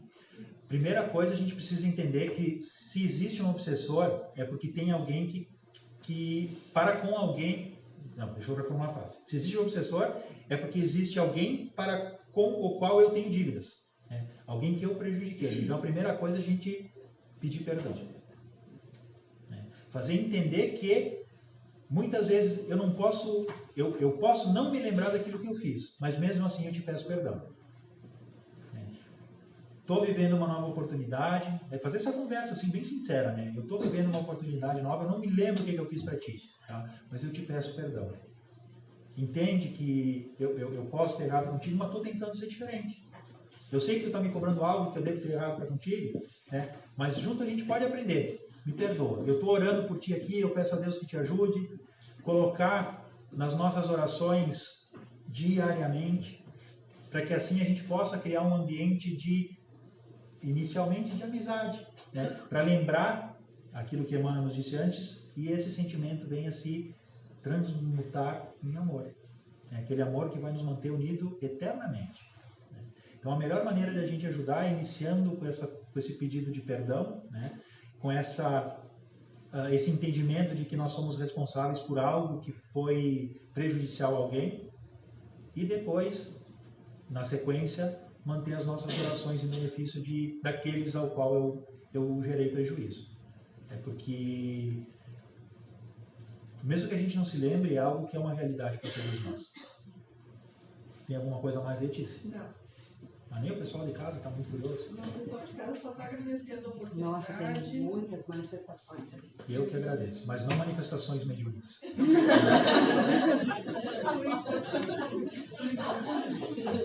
Ó, temos mais uma pergunta. O obsessor necessariamente teve alguma ligação com a gente em algum momento? Se o obsessor teve alguma ligação para conosco em algum momento. Então, assim, a gente tem dois tipos de obsessores, tá? Tem aqueles que têm essa vinculação conosco e tem aqueles que são encaminhados para nos acompanhar. Então, não necessariamente existe um vínculo, né? Nós temos na literatura várias situações que nos mostram de equipes de obsessores que se vinculam a pessoas que elas não conhecem. Né? O próprio Kardec nos traz no Livro dos Médiuns uma situação em que o obsessor, questionado sobre a influência que ele exercia sobre uma pessoa, e o obsessor disse assim: eu encontrei nele, não é bem nessas palavras, mas mais ou menos assim, eu encontrei nele o campo que eu precisava. Ele aceitou a minha influência e eu, por gostar, eu faço ele sofrer, mas não tenho nada contra ele. Então, às vezes, é pelo simples prazer de fazer sofrer.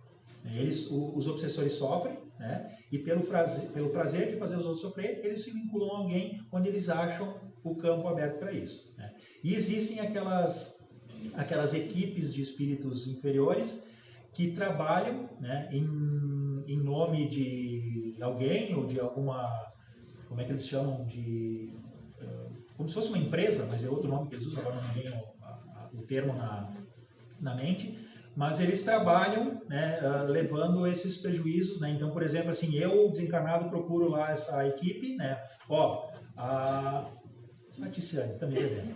Né? Eu gostaria que vocês fossem prejudicar a Ticiane. E aí eles fazem uma negociada lá e esses espíritos vão. Empreitada. Essa empreitada. Negocia empreitada, ó, eu quero que a Tiziane sofra. E aí eu não consigo fazer, mas eu vou lá e peço para alguém que poderia fazer isso. Né? Então existe essa circunstância também. Vocês foi claro?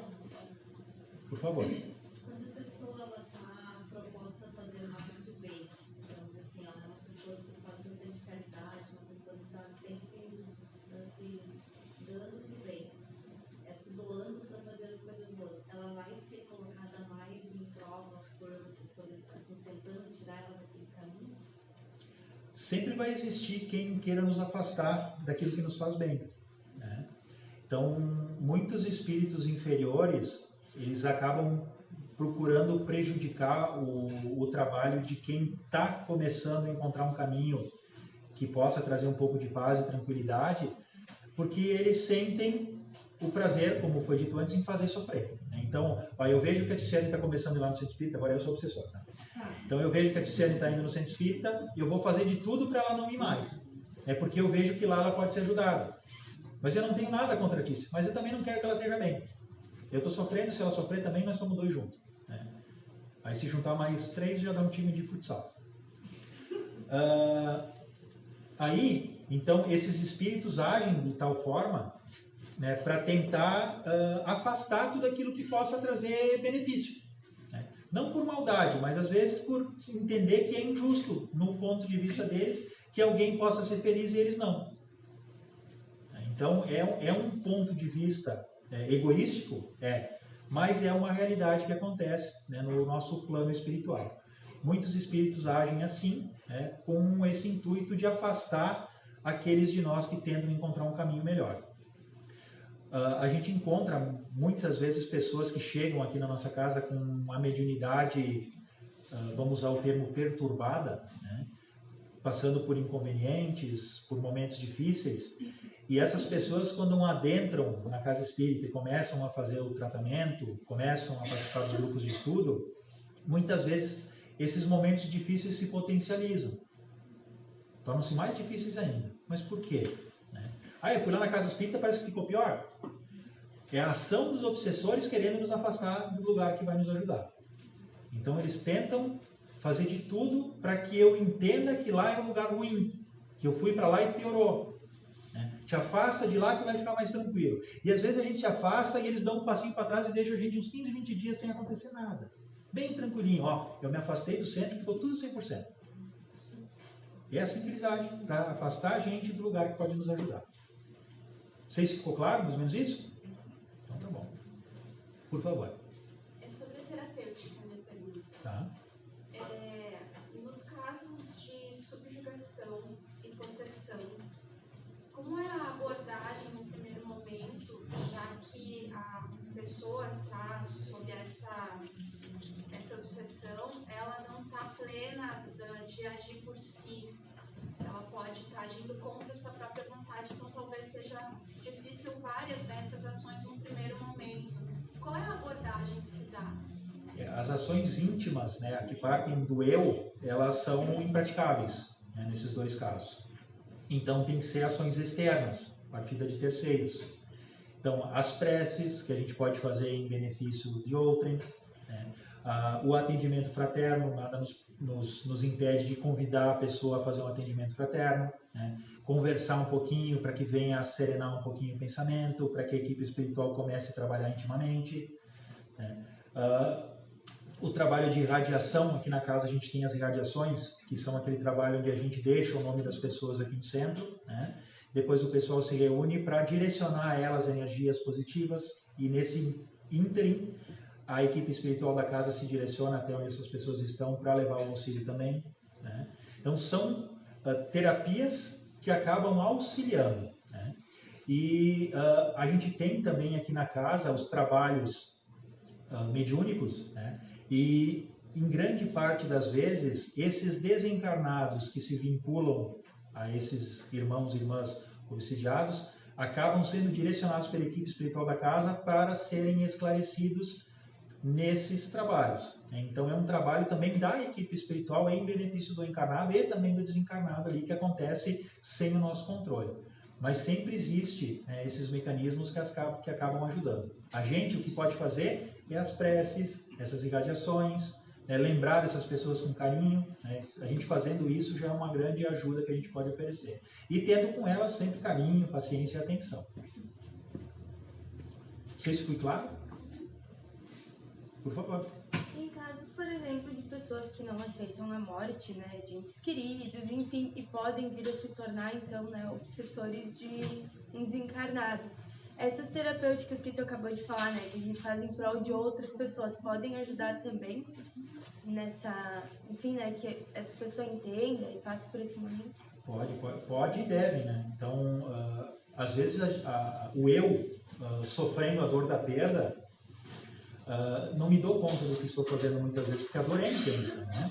Então, pegando a experiência, a minha, eu perdi meu pai não faz muito tempo, né? Então, a gente passa por um período de luto, uma dificuldade intensa, né? O luto é um período que não é calculado, né? Apesar da psicologia falar que o luto demora tanto tempo, para cada um é uma situação diferente, né? E cada um de nós lida com uma situação diferente. E a gente lidar com a perda não é nada fácil, né? E quando a gente está com essa dor que é íntima, que não sangra por fora, mas sangra intimamente, é difícil, né, a gente conseguir lidar com essa situação. Mas as pessoas à nossa volta se dão conta do quanto a gente sofre, né? E o auxílio dessas pessoas à nossa volta é que vai nos fortalecendo, vai nos esclarecendo, vai nos dando apoio, né? Para que a gente se conscientize da nossa postura e não venhamos agir assim de maneira excessivamente apegada a esse nosso ente querido, esse nosso familiar, esse nosso amigo que acaba retornando à vida espiritual, né? Essa hora é a hora da gente pôr em prática a nossa fé, né? Lembrando que a vida, ela persiste, né? Ela prossegue. A morte é um fenômeno físico, né? O corpo padece, mas o espírito prossegue. E é hora da gente lembrar disso, né? E entendendo que, mesmo que eu não possa ver fisicamente o meu ente querido, né? Mesmo que eu não tenha notícias, mesmo que eu não saiba como é que está, existe um amparo muito maior do que eu posso imaginar, porque existem entes queridos que já estavam lá aguardando, existe equipe espiritual, né? E por mais que a gente tenha essa dúvida, né, sempre vai existir o apoio muito maior do que a gente pode calcular, né? Ninguém fica a ver navios, né? Deus não deixa ninguém sem auxílio, Deus não deixa ninguém sofrendo sem necessidade, né? Tudo aquilo que os nossos entes queridos precisam e merecem, eles recebem numa intensidade muito maior do que a gente pode imaginar. Então é hora da gente pôr a nossa fé em prática. Tem uma última pergunta aqui, eu acho que um obsessor pode influenciar um sonho, tipo ser sonâmbulo, pois quando estamos sonâmbulos estamos inconscientes? Em sonho, acredito que ele tenha perguntado em sonho. Na verdade, assim, o obsessor, quando a gente... Peraí, vamos voltar um passinho para trás. Quando a gente dorme, né, quando o corpo dorme à noite, o nosso espírito entra num estado de emancipação, né? E nessas horas, dependendo do processo obsessivo em que a gente vivencia, o obsessor está ali nos esperando para nos pegar. E nos pegar literalmente. Eu li numa obra, não vou lembrar o nome da obra, em que era relatado o caso de um senhor que ficava meses sem conseguir dormir à noite. E ele fez inúmeros tratamentos, aquelas terapias de sono, para entender o que acontecia, mas não tinha jeito de dormir. E num tratamento espiritual, foi notado, né, e aí em espírito ele explicou o que estava acontecendo. Ele tinha medo dos obsessores que o aguardavam para pegar ele quando ele se libertasse do corpo físico, por isso ele não dormia. O eu espiritual não deixava o corpo descansar para evitar de que os obsessores me pegassem e me torturassem no plano espiritual. Então, existe essa possibilidade, né, desse encontro, né, do eu com os obsessores no plano extrafísico, né, porque aí, eu estando liberto do corpo físico, eles têm uma liberdade muito maior de fazer comigo o que eles bem entenderem, visto os vínculos que nos unem, né. Aí, já no caso do sonambulismo, o sonambulismo é um estado, como é que eu vou usar a palavra? É uma excitação psíquica maior, né? Então, no sonambulismo, no caso, na mediunidade, existe um estado mais profundo de transe, né? E aí é diferente do sonambulismo orgânico, aquele sonambulismo em que eu durmo e eu levanto sozinho, tá? Mas naquele caso ali, o espírito está liberto e o corpo ainda sente a influência do espírito como se estivesse preso ao corpo. Tá? E no sonambulismo mediúnico, eu saio do meu corpo, porém o corpo continua consciente. Eu falo tudo que eu enxergo, daqui a pouco o Jefferson, o espírito, vai lá na salinha do canto e fala o que está vendo lá. Eu estou lá, o espírito vendo, mas estou aqui, o meu corpo físico falando. Isso é um fenômeno sonambúlico. Porém, no fenômeno do sono, então o sonâmbulo físico, aí a pessoa está dormindo, porém o corpo está andando pela casa. Então o espírito ainda está ligado, o espírito está fazendo as coisas ali, mas porém não se desligou do corpo físico. Nesse caso, o obsessor pode estar influenciando, a que venha fazer determinadas coisas. É perfeitamente possível que aconteça isso. Gente, eu não tinha me dado conta que é quase 10 horas da noite. Eu falei demais, cara. Mas ainda assim tem muita gente conectada, a gente tem mais de 30 pessoas aqui. Gente, na rede social.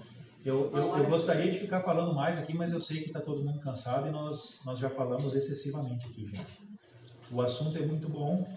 Eu agradeço vocês estarem aqui conosco, o empenho de vocês em estarem aqui presentes nessa noite, o pessoal de casa que nos assiste também pelas redes sociais. Agradeço as perguntas de cada um de vocês. É muito importante essa interação para que a gente possa aprofundar um pouco a nossa conversa e para que todos nós saiamos daqui com uma compreensão melhor do assunto. A gratidão a todos vocês, o meu carinho a todos, e obrigado de coração por vocês estarem conosco aqui. Um grande abraço para todos vocês. Para encerrar, então, muito obrigado ao Jefferson, Imagina. Nosso diretor da área da mediunidade, nosso amigo, querido palestrante. Obrigado ao público que ficou até esse momento com a gente. Gratidão. Eu quero convidar a nossa vice-presidente, a Beba, para fazer a prece final. E agora, vamos novamente serenar.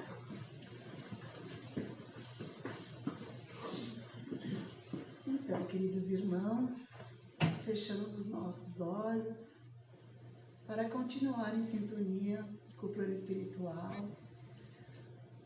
agradecendo essa noite maravilhosa de aprendizado e que assim possamos levar para os nossos lares toda a harmonia, todo o conhecimento que aqui tivemos. Agradecemos a equipe espiritual da nossa casa e pedindo que o nosso Pai Maior nos envolva na luz hoje e sempre. E que assim seja. Que assim seja.